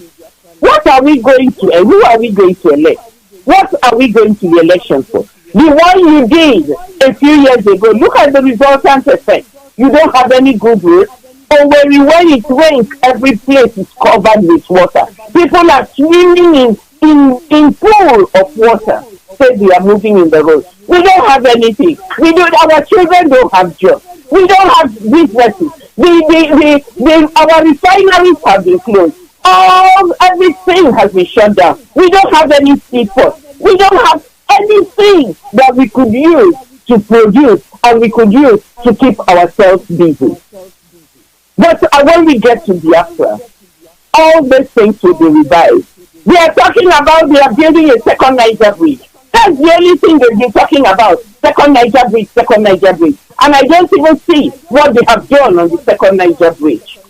That's the only thing they are talking about, second Niger bridge. But when we get into Biafra, we will build our own railroads. We will build our own bridges. We will build our own skyscrapers. Our cities will be developed. Our roads will be built. Our infrastructures will be made firm. Our children will have jobs. When they come out of university, they will no longer stay jobless. They will have jobs. Our doctors will be paid. Our nurses will be paid. So I am calling on all Biafrans, wherever you are, our Biafra is our own promised land. That is where we are going to. And we all have to put our effort together. This is the time. This is the time. Let us put our effort together so that we can move into our own country and develop it. Most of you who live overseas, you see how beautiful it is. It was built on the sacrifices of people. We also have to make this sacrifice to make sure that our land is even better than anything you have seen overseas. My fellow Biafrans, you are wonderful, you are formidable, but we have to remain united. Do not let anybody buy you over. Do not let any force come to break you. Do not let anybody come to tempt you with, I know there is hardship in the land. I know there is hunger. Do not let anybody come to buy you with 1,000 naira, 2,000 naira. Do not let them. When they come, drive them away with their nonsense money. Drive them away. We are greater than that. And when we get into Biafra, we will be able to build our land. Our land will be better. All the things we've missed for these few years, we will get it back in a few years. You will get it back. Your pride will come back. Look at it today. You go, you say you're in Nigeria. People are looking at you like, what is that? Even Common Dubai is driving away Nigeria. But when we go to our own nation, we will be valued. The world will know that there is a nation that has come, a nation that will give you the light of Africa, a nation that will be a beacon of light to the wayfaring people, a beacon of light to the world. Biafra will be a beacon of light to the world. But remember, we are now in the tipping period. We are now in the delivery period. We are now in the we are in the difficult position right now. So we must be united, because when we are united, we can have a united force.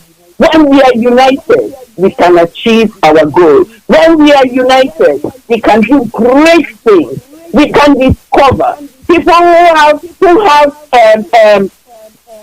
talent.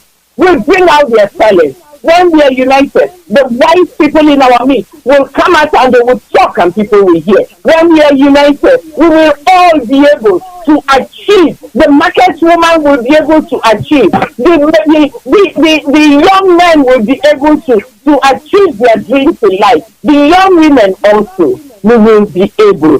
So my people, I am asking you today, we must be united. Do not let anybody pull you away from our direction. Do not let anybody buy you away from the direction you're going. Do not let anybody steal that which you have.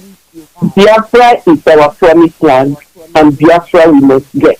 And when we get our Biafra, the years you have lost, the years that have been eaten by the canker worm, will be replaced in a few years. You will no longer remember those years of penury, those years of crying, those years of death in Nigeria, because things will be better and you move forward and you remain blessed.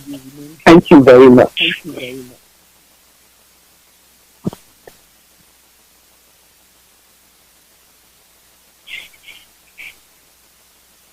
Dr. Stevens? Hello? Here, I'm here, but, okay. Thank you so much for the unity that is this person.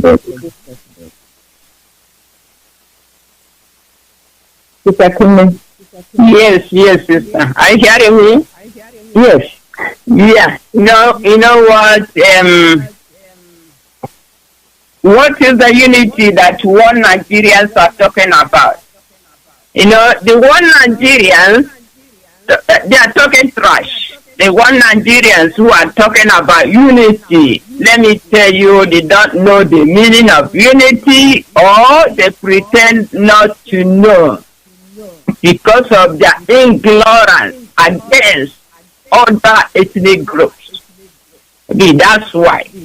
It's a unity. Let me tell them what is unity in a short way. Unity is a collaborated effort. A nation like Nigeria, being in unity, should contribute different skills. Since Nigeria has many ethnic groups, Nigeria should have been so rich if they allow other people to contribute, if they can collaborate with different efforts and contribute different skills and resources to accomplish common good. Does this feel like Nigeria? Nigeria doesn't. They don't want you, they want to dominate. They want the Fulanis only in the office. How can a nation or a country grow like that? It cannot. Rather, it's falling up. For a nation or a country to do well, unity or teamwork of that country, the ethnic group altogether is imperative or very important. In this case, my people, unity is a tool that allows nation, a country, a community, or any village to run smoothly and successful. Does this seem to be Nigeria? The answer is no. No. Nigeria doesn't know what is unity. They want their Fulani people to kill other people. That's what they do. They don't care. So my Biafran people, my people all over the world, allow me to say this. It is the work of the president, of a governor, wherever you are, or wherever you are governing or leading, to bring unity. Encourage and collaboration. As you bring unity, you bring encouragement, and you bring collaboration. That's how things work together. Doing this, you will create a great nation. Now I'm talking about Nigeria. I'm not referring to Biafrans only or IPOB.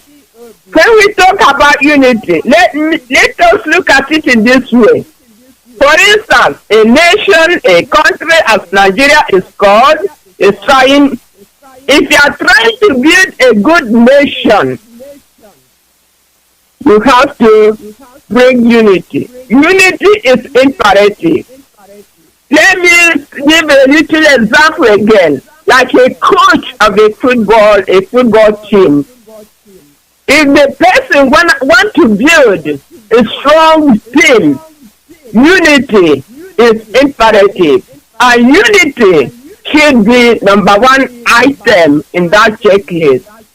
So, unity, anybody talking about Nigeria as a united country or whatever, they are talking trash. That's what I said.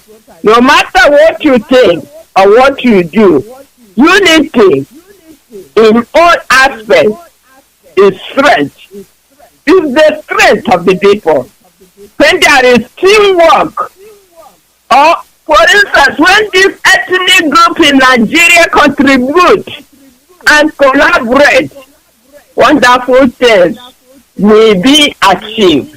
Where are we today in that zoological republic?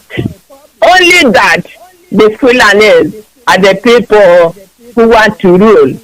And that's why Nigeria is going into the pit. You know, if you are an Igbo, you are Igbo, you are Yoruba, you are Edo. If you are Efik or Ujo, and still shouting of one Nigeria, you are a fool in the highest cause. Because I have seen it and I know what I'm saying. You are a fool. And if I see you, you're close to me, you know what I will do? I will put clothes on you and put matches on top of it. You know what will happen? The person in that forum understands that there is nothing like one Nigeria. And all those people following him understand the same thing. And the neighbors who have Biafra land, they know very well, and they are covering up because of the money they are getting there. All of them knows. Only the minority, you know, even a small baby, a small boy, a small girl, know that Nigeria is not working. Nigeria is not won. And Nigeria is divided. So therefore, it's not working for everybody. You see, what Nigeria has done to other ethnic groups in Nigeria, what they have done to Hausa, Fulani, no, what they did to Hausa, what they are doing to us today, they prefer killing us, they prefer taking our resources, all our wealth, they have it in their hands. See, is this the way a united country has to be, or a united nation, or a united community? It shouldn't be like this. People will be free, unite, do something that is good for the community, for the nation in which you belong. And Nigeria being different part of different ethnicity, should one nation, one of the groups should not dominate. One of them should not dominate. That's where Nigeria is today. And no, who is believing that Nigeria is united? Those shouting of one Nigeria. Why is it that Buhari appointed mostly Fulani people in the security to be security officers? Can you ask yourself that question? Why do Buhari regime doing what they are doing? How do Buhari build water ports only for the northerners? Have you asked yourself that question? And the other part, he refused to do something. Why didn't Buhari, the imposter in Asorog, approve and build a railway from Nigeria to Maradi, wherever it is? Why did they do that? What are the southern regions, southern regions? What have they done? Because they know what they are doing, that Nigeria will never be the same. You build it across Niger Republic and forget your own mainland Nigeria. Approved to build the refinery to Katsina, where there is no crude oil. Have we asked ourselves all these questions? What is wrong with us, please? Have we, and many of the people shouting of one Nigeria, they are the Ebulebus we are talking about. They are some of the people we can call our prominent men and women who should understand and give direction to others, but they pretend. Maybe they are afraid not to be killed. I don't know what is wrong with them. It's also important. If I can, let me interrupt you for a second. Go ahead. Where are they? Where are these prominent men and women in this struggle? Where are they? Because the common man, the mamas and the papas in the village, the young boys in the streets, they're getting it. Where are the prominent men and women? Yeah, what I can tell you, these prominent men and women, listen, they are there hiding, and they can talk and defend Nigeria whenever they are, whenever they can.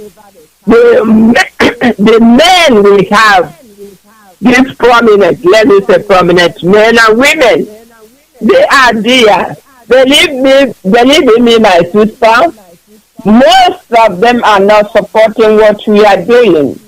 Most of them think that the Fulanis are only pursuing the minority, pursuing the IPOB or those fighting for their freedom. And they forget that Fulani Islamic State have said this several times for a wise person to understand that Nigeria belongs to them. So no matter how much you pretend, as soon as you are a prominent man and women, you are coming from other parts of that Nigeria, if you are not a Fulani, know that you are affected, because if you are not involved in what we are doing, it is better for you to get up before it is too late. And when they are beginning the oppression that is coming, they will get you first. Prominent men and women, because you have money, because you have you have richness, you want it to be only for you and your brothers, with your family. You don't care about other people. I know what we are doing. One man in Biafra land, for instance, can sponsor this. Some of you have money, but why keep quiet others are suffering? But why keep quiet till they kill all of us? But why can't you support what we are doing? You have the money. Bring the money, we need it. You do this to fight once and for all. But the prominent men and women will not do it. Rather, indirectly or inside their pillow, whatever, they're gonna be shouting one Nigeria. No matter where they shout their one Nigeria, we will hear it. Even under their pillow, anything that is said will come out where people will hear it. So this is a problem. Yes. This is the problem we are having in that Nigeria right now. You know, see, Fulani youth, they dominated, as I was saying, I was asking before, why can't we ask why Fulanis are put in the security offices in Abuja and in other countries? Fulani youth dominated the Federal Ministry of Abuja. It's wherever they go. Fulani, wherever Fulani. Even though they don't go to school or they fail the school, but they ignore the people that came out to first class and give the job to ignorant because they are Fulani. Then you are telling me that Nigeria is one. Nigeria is one in your mother's kitchen. It's not in my face. Nigeria is divided. They have told us Nigeria belongs to them. When are we going to understand? And when are we going to stand up? Okay, Nigeria is not for us. Okay, let's prepare ourselves and go. But you don't come out to help your people. You have the money, only you have the money. If care is taken, you can go and use all your money to build your mighty house in the top of water without hurting your people. This is a very important time in our life that we need you, those rich people in our nation. I'm talking of Biafra right now. We need you. If you are hiding, how long are you going to hide? Because they will find you. They will find you when they come. You know, don't think it's only for minority. Those who cannot defend themselves, they know. They found the one today. They found the one. They said he's the chief of Israel and Zimbabwe somewhere. Yes. They found him and they killed him and killed his driver. So they're not only looking for IPOB members anymore, they kill all of us. I saw that because it doesn't make any sense. You have all the money, you're going to say now, you can see anonymous. You don't want people to know you. We welcome that very well. We do. Do something. I'm just calling you prominent men and women, rich people in the land. We know you, all of you. But how long will you hide? How long will you keep quiet? So your people be whitewashed. They are coming for you and calling for your family.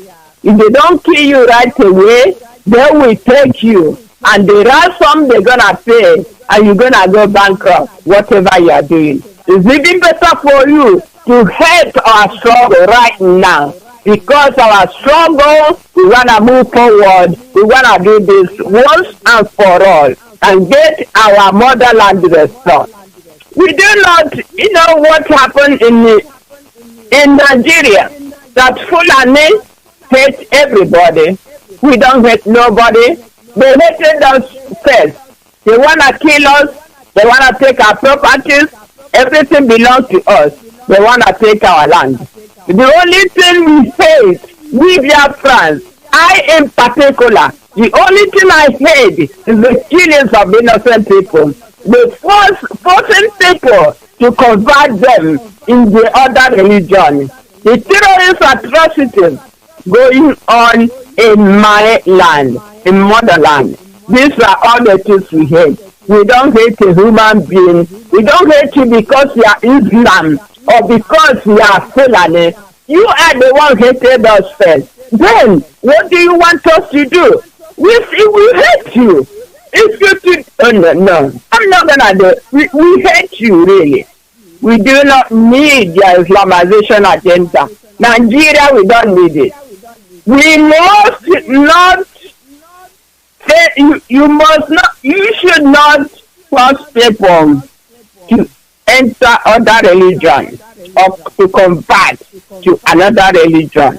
This country called Nigeria, my brothers, my sisters, it is very complicated. As a lot of things are happening underground. We must be very careful and watch Nigeria and make sure we secure our motherland before it is too late. Thank you, my sister. Thank you very much. Thank you. Sister Cecilia, I have a different question for you. Okay. Do you know that checkpoints have returned to Biafra land? What are we going to do about this checkpoint? Because that's another thing. If you're a disciple of Mazi Nnamdi Kanu, you know that Mazi Nnamdi Kanu said categorically, no checkpoint in Biafra. What are we going to do? And why is it that? Mazi Nnamdi Kanu, that was on the 26th of February this year. Wow. He gave that definite proclamation. No more checkpoints in Biafra. No more checkpoints in Biafra. Whether it be in the large cities, whether it be in the small village, whether it be on the main road, whether it be on the smaller roads, wherever it is, no more checkpoints. Because we've had so many sad experiences from checkpoints. What do they do in this checkpoint? You go to checkpoint, you see a very tall person like a Godo man. He doesn't speak English. He doesn't understand the language. All he has is carrying a gun. And he's intimidating passengers. He's intimidating the drivers. He's intimidating the people around that area. And through this intimidation, before you know it, people are kidnapped. People are singled out. Our people are being killed. They extract money from the drivers. Imagine a driver who doesn't make up to maybe about $5,000 a day, or 5,000 naira a day. And there a policeman is asking him to give him 10,000 naira. Giving him 5,000 naira. Where will he get this money? They use this checkpoint as a point of extortion from our people. They use it as a point of kidnapping. Most often they see these young people in the car. They see these young people traveling from one place to the other. Maybe because they are wearing a fine shirt. Maybe because they have a good cell phone. Maybe because they have a beautiful hand luggage. That one is gone. Just because they stopped at a checkpoint. Our leader, Mazi Nnamdi Kanu, foresaw all these atrocities happening to our people. And this was why he ordered and said there should be no more checkpoints in Biafra land. And it looked like at a point it's quieted a little bit. But I now hear they are coming back. Biafrans, we have to shine our eyes. These people do not mean good for us. They are coming to kill us. They are coming to abduct our young people. They are coming to extort money from our people. And I remember at that time in February, when our onion stopped this checkpoint business, some policemen came out. They were crying. Oh, that's how we take care of our family. That's how we get. Who told you can extort from our people to maintain your family? Aren't you being paid for the job you do? You receive a salary. You get money for the job you do. So coming to extort our people is not a means for you to feed your family. They too, from whom you are extorting, they have families they have to feed. You cannot be robbing Peter to pay Paul. You cannot. And this was why he stopped this checkpoint business. And now I hear they are coming back. So I'm calling on our Biafran youth. I'm calling on our Biafran young women. I'm calling on everybody, the drivers, the traders. I'm calling on the bus drivers, the actual passengers, the people of the land. I'm calling on you. Do not let them install this checkpoint because they are not checking anything. They are not checking. When the Fulani will bring arms, they will drive through that checkpoint and go to kill our people. Yes, they say they have checkpoints. What are they checking? Their only objective is to impoverish our people. Their only objective is to make sure they kill our people.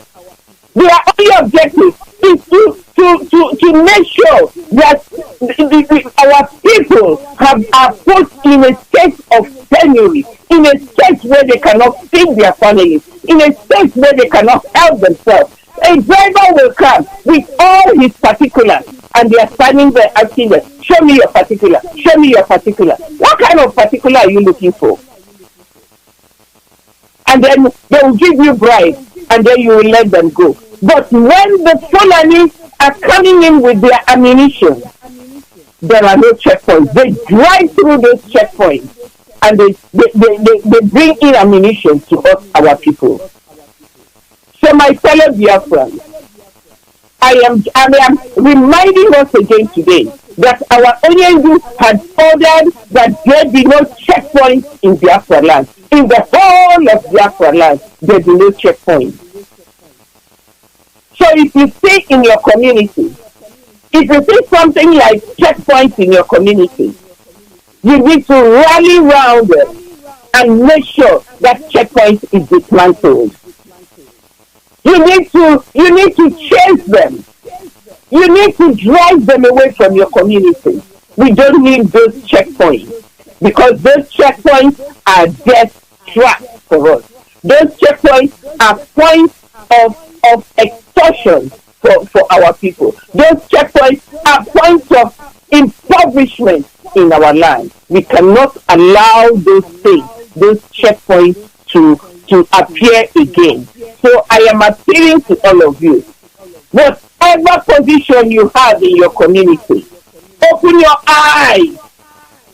Open your eyes, like that people say, shine your eyes and make sure that this checkpoint no longer exists in the land of Biafra. We've had enough of this, their foolishness. We've had enough of their killing. We've had enough of their stealing from us. They have stolen our mineral resources. Now with checkpoints, they want to steal even the little money we have. We cannot allow them. We cannot. They should go to the north. That's where they need all those checkpoints.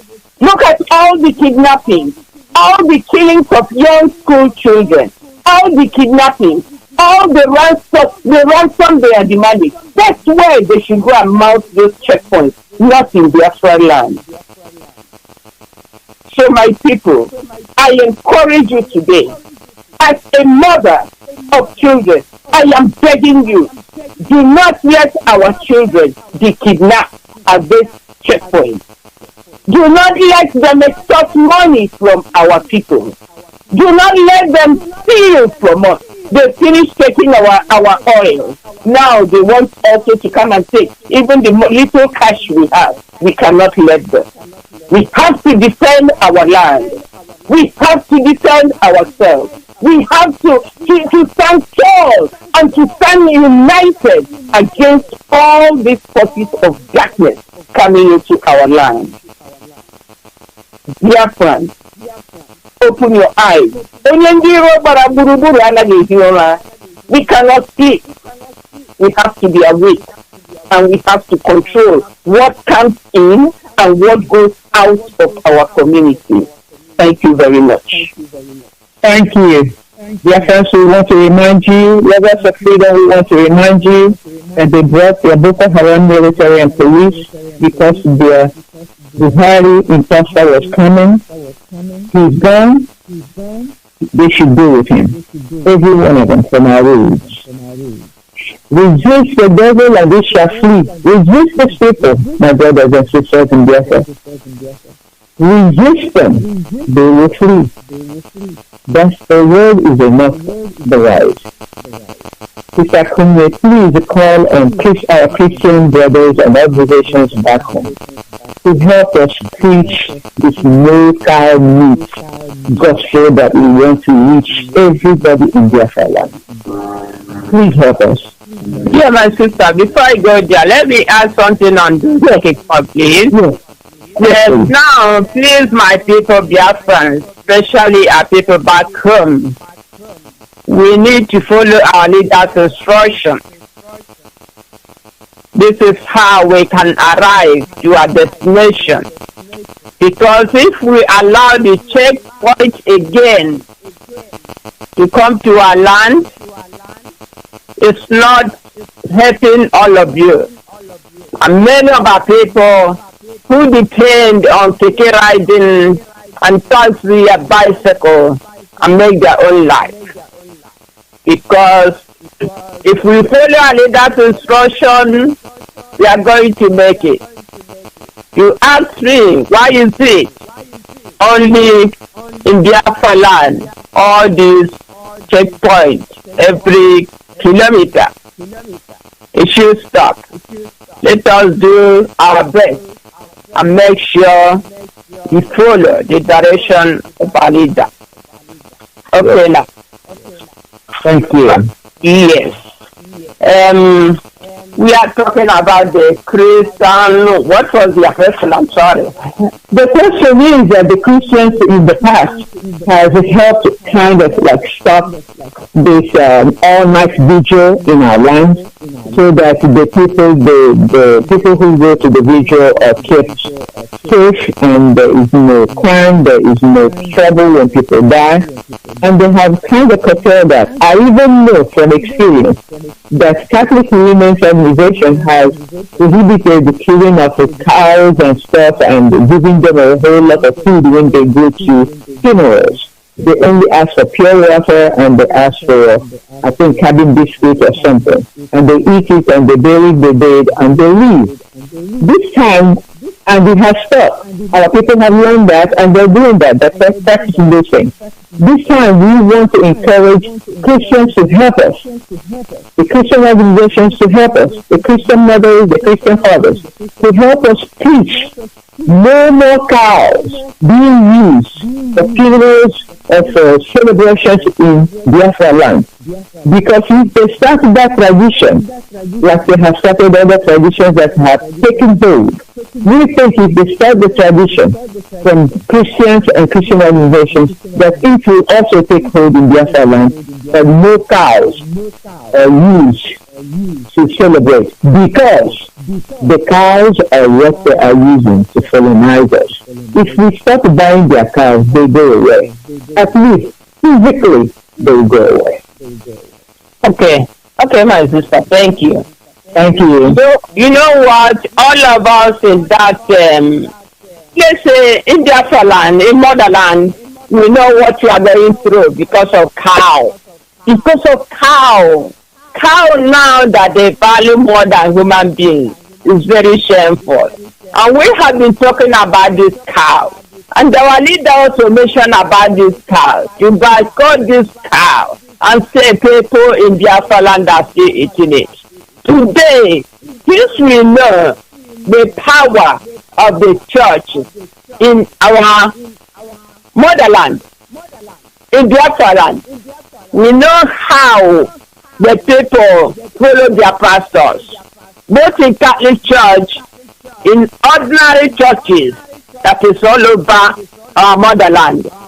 We are calling each of these leaders, starting from the Reverend Fathers in the Catholic churches churches, I didn't say church, churches, all other types of churches in Biafra land, especially.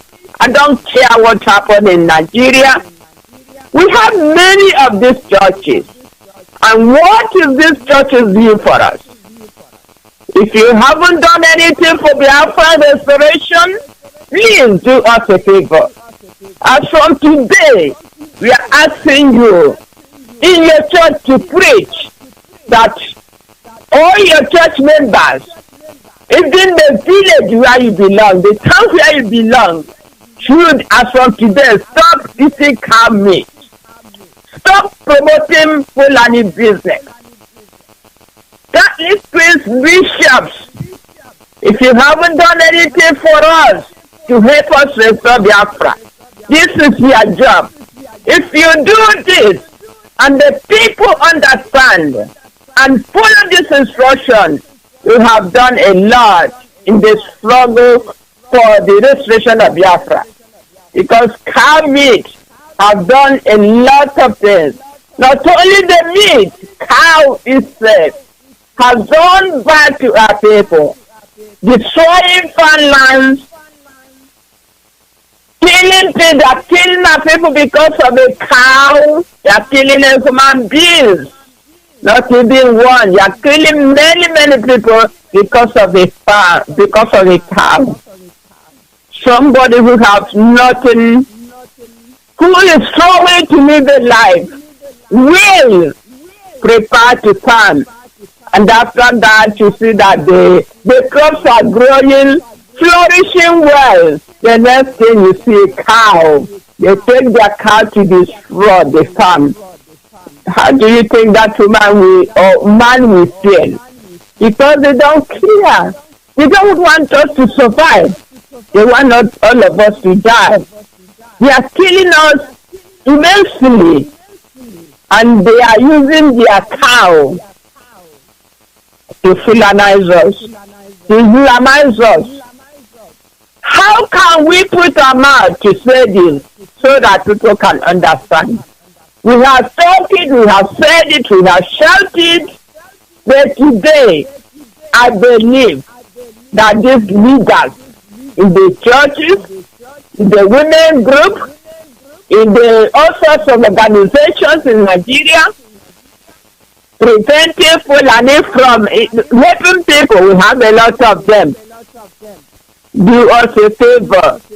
Preach the boycott of cow in Biafra land. We don't need a cow in Biafra land. We don't need cows in Biafra land. And we don't need this Fulani.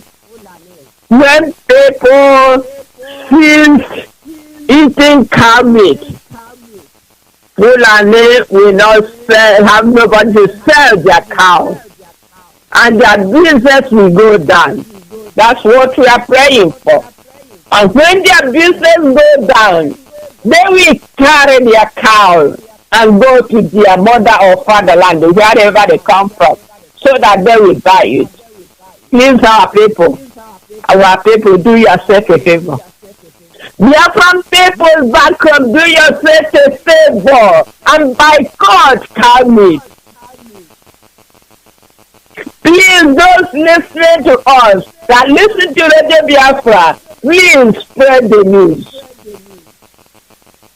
And why we are calling the church leaders today, we know that it will be more effective if they will put their mouth in this issue.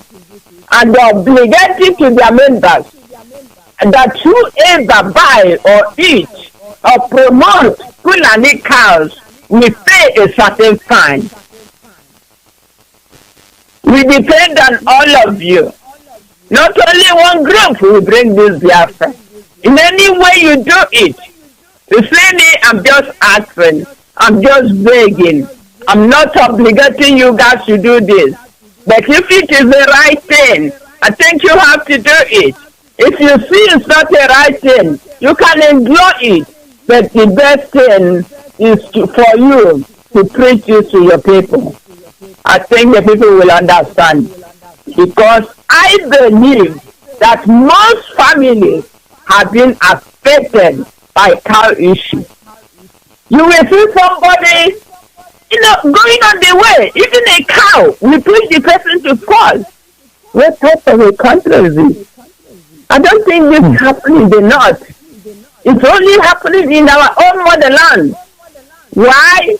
Because the one Islamizes us, not the one that Islamizing us and colonizing us and is working for them.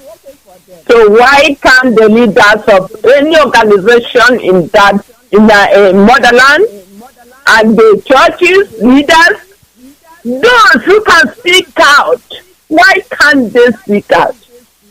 Why can't they speak out? Enough is enough. We have gone through enough because of this cow. This cow, by cutting cow meat in Biafra land, as equivalent of sitting at home on Monday or Tuesday or whenever you want to see. You see how effective your sitting at home is will be the same effective of by cutting Fulani cow that is disturbing us, bothering us.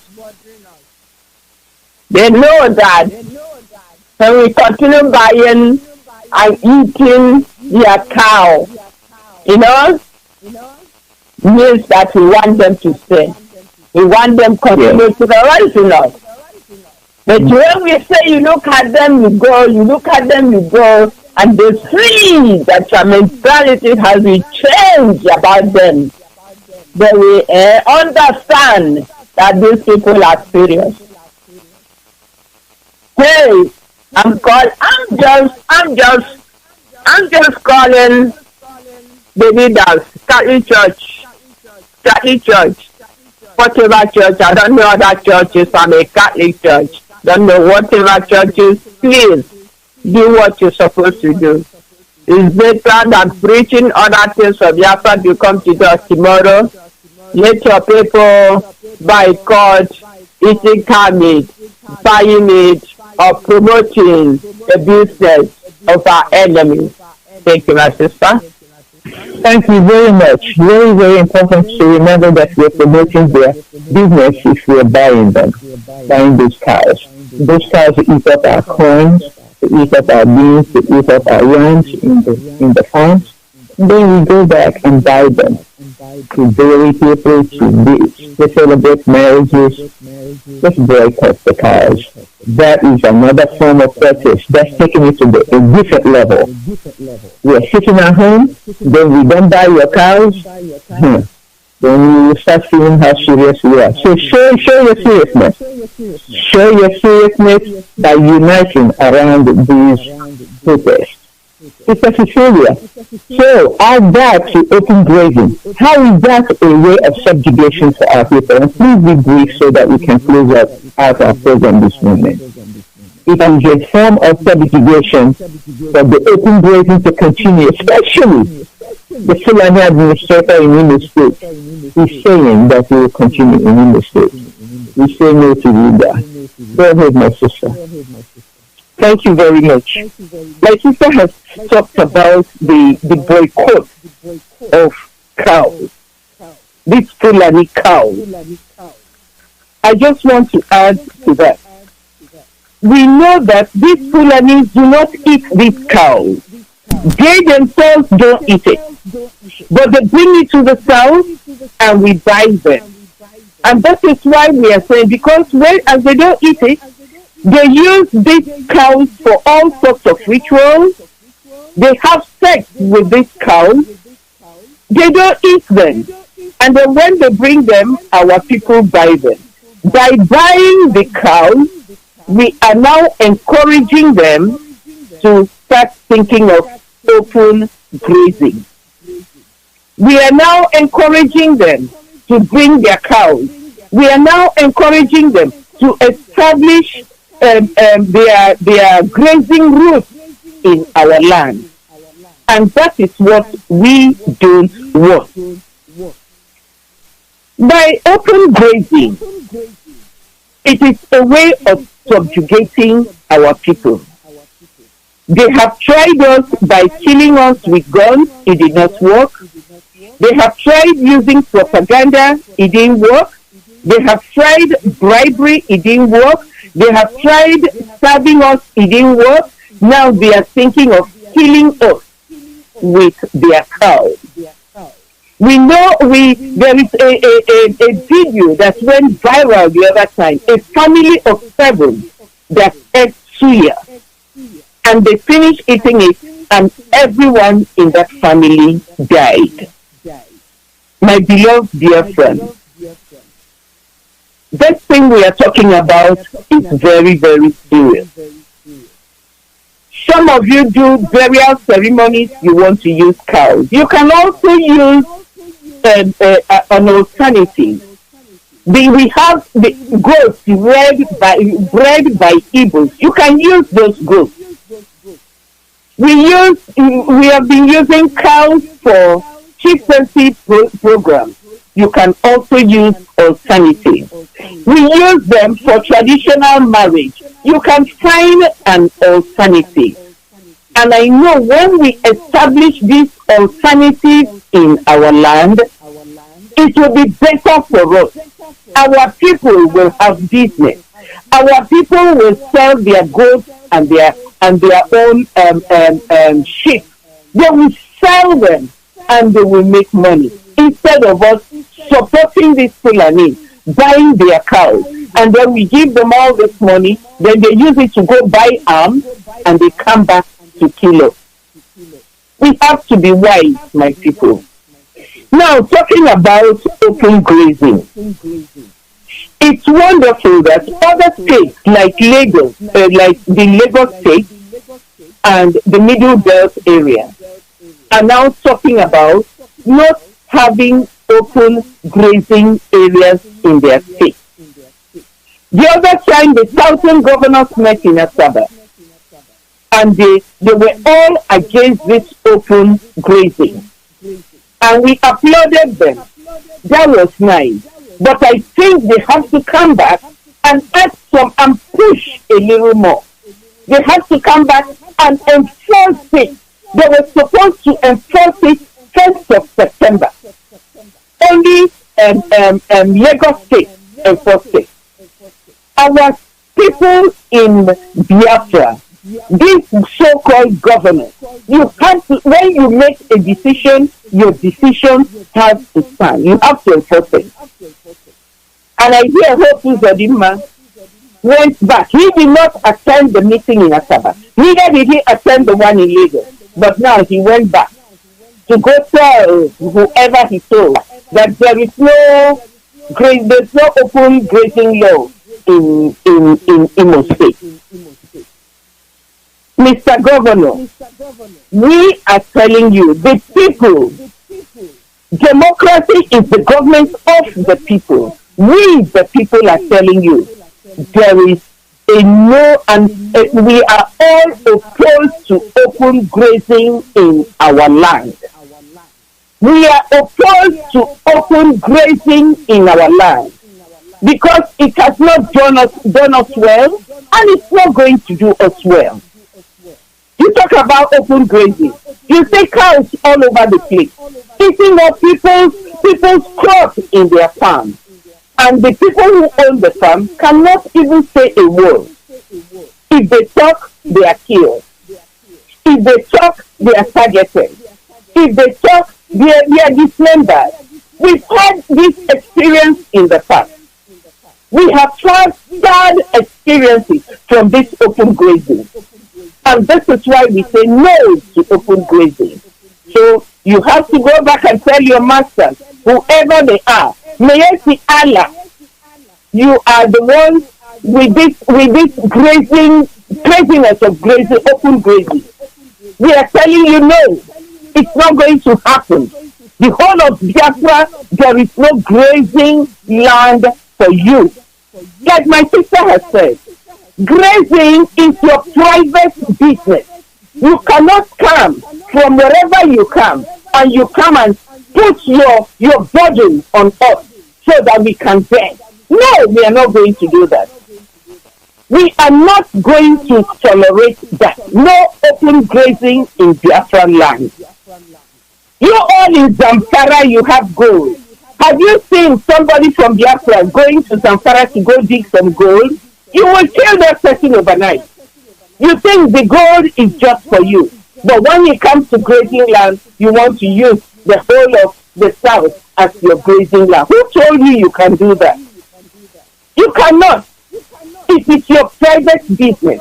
And because it is your private business, you have to go look for a piece of land you can buy and use as your grazing land.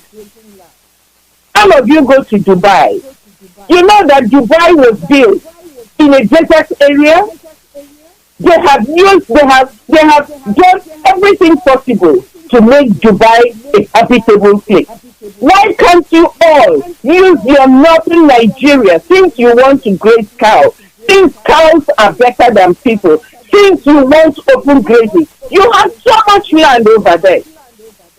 Go and look for water. You have the Chad Basin.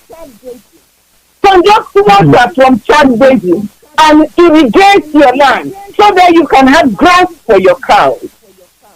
We don't have grazing land in Biafra. We do not have grazing land in Biafra land for you. So we are saying to you, Mieti Allah, and all of you who are these herdsmen, who own these cows, take them back to your north. Do whatever you can. Get water, moisturize your land, make the grass grow over there, and you use it as your grazing land. You can have open grazing land everywhere you want in the north. That's what you want. You can have it over there. But our land in Biafra land, there is no open grazing land for you. If you have not heard, I am saying it again. There is no open grazing land in Biafra land. There is none. There is none. And I like what they are doing in Lagos State. That when they see people, these herdsmen, that they will imprison them for 21 years. I think that's what all of you need. All of you need to be imprisoned so that you will understand that there is no open. Thank you very much in Biafra land. Thank you, my sister. Thank you very much, my sister. We're so way over our time, and I know Mazi Alozie is anxious to come back because he hasn't had any time this morning. So we are making it clear, no open grazing in Biafra, no grazing rights in Biafra. And teamwork, Biafrans, teamwork. United, we work together, we push ahead.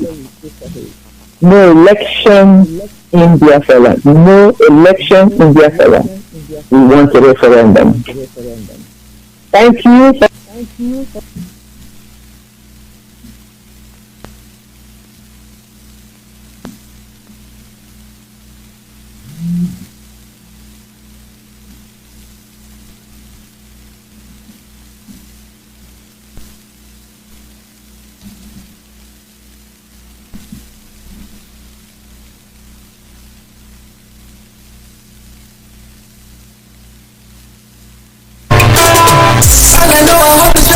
One day we must be free.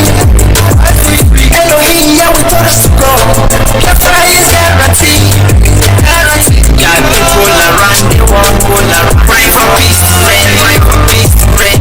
Father, money everywhere, pray for peace to reign. I got to sing, I got to sing. I get you back, I get you water. I got to sing, I got to sing. I got you back, I get you water. Let me see.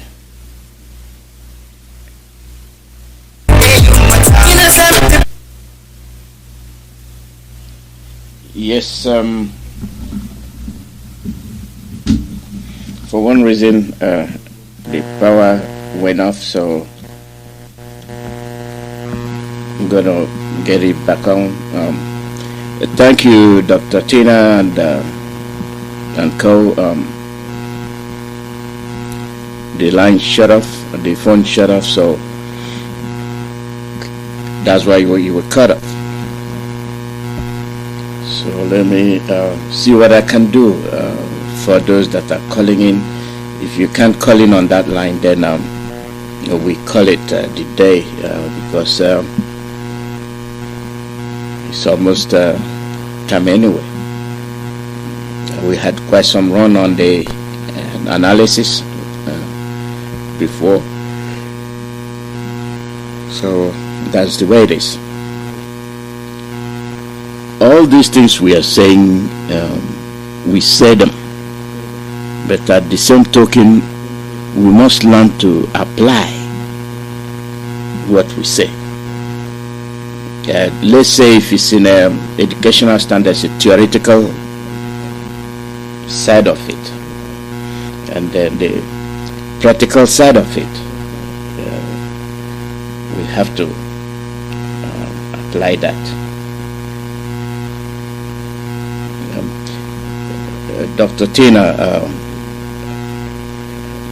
I apologize. The line and the phone went off at the same time, so that's why I didn't respond to you. So I thank you all for your nice program. If you have time, you can call in 484-756.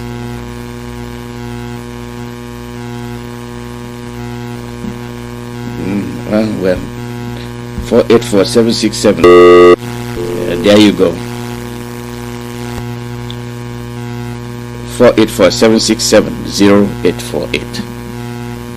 484-767-0848.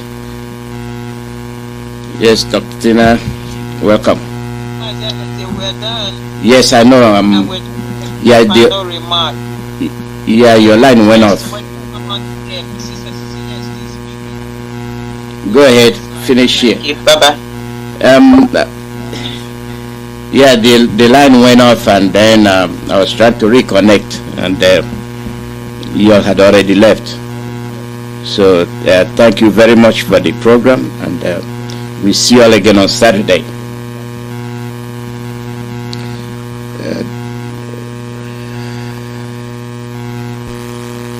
Caller, your name and where you calling from? Yes, Mazi Alozie, they hear me, sir. Yeah, they hear you. Go ahead. Okay, sir. Mazi Alozie, they hear you. I'm better to phone because I'm not going to go. Yes, Mazi Alozie, on life for I where I need to start them alone. Mazi Alozie, on life for I where I need to go to start them alone. We are not apologizing about it. Anything has to be by help. If they want to call us madman, let them call us thunder. Mazi Alozie, Mazi Biafra. To go to Canada, I'm not keeping any way to do it. Then it's when I'm I want to watch that. To go to Canada, I'm doing it. Then because on a Hogalana, all of us are on the walk of the rock. And I am an off of our food. On a Hogalano, Timmy, and I want one of us. How can you make a send the Kachaka no more? To go to Canada, I'm doing it. Oh, I need another Biafra. Mandanta Manduku, one of our days. I put on Judith chapter 8. Oh, look, I study very, very well. From verse 1, every verse where they are important. Oh, one is upon you. I come to maybe for the getting offended. Upon the game, I never be similar upon the game. I soon as double again. Then the ticket is the next one. Then the square out of them big air. I quit Ezekiel chapter 20. Ezekiel chapter 20. He is the creator of the creation. And we are not Fulani danger way. Fulani, when I say our leader, Mazi Nnamdi Kanu, if we see any dot on his body, that is the act Fulani is. We know the joke. When they say all the governors in Biafra like that, Biafra so far the governor is you. Up and then I want to find out my comedy about and I was how to know the map of the green. All you get at the ticket, but they will tell the governor that they are hacking out like guy. They are more than wicked. More than the major people. You will give them money to take care of their people. They will take the money to the people. Can I know what is there? Then I could tell why. Hey, that is the penal assessment. You know, in our population. But they don't plan anything like the worst terrorists on this planet. When I don't see them, make them go bring our see. Magic is the same. You have my magic is the way. All for you. But I will make a time. I want to have a way. Job as a woman. You let them show that man away.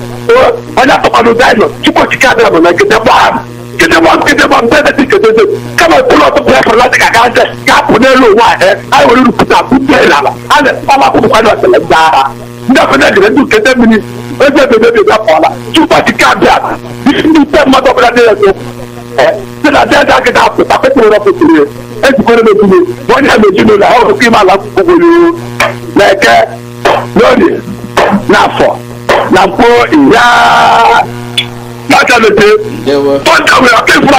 Ndewo. Good morning. You're back on the radio.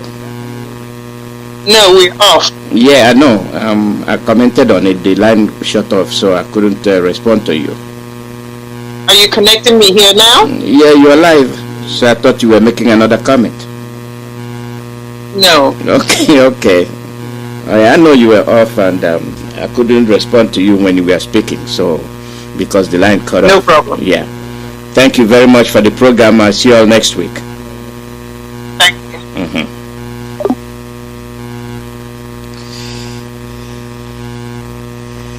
Yes. This is where we'll be ending the program. We'll be on the air again tomorrow. Tomorrow, now waiting the happen. Now waiting the happen tomorrow. My people. Yeah, we go know. We go see. We can talk. We can say everything we want to say. Like I was saying, on the theoretical part of it, we have been summoning, saying, and the practical aspect of it is applying what we are saying. Applying it. No voting, no election. Apply it. Your action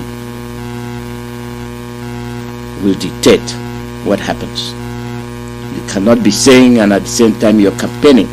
You are running behind the swindlers, those that are holding you hostage with politics.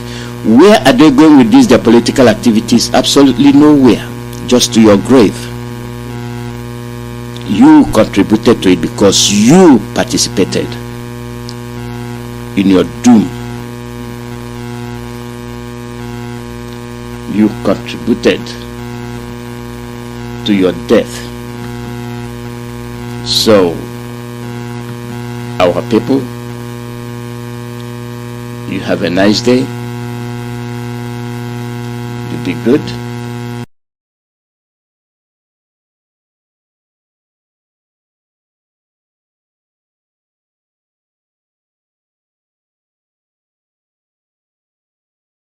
You be good.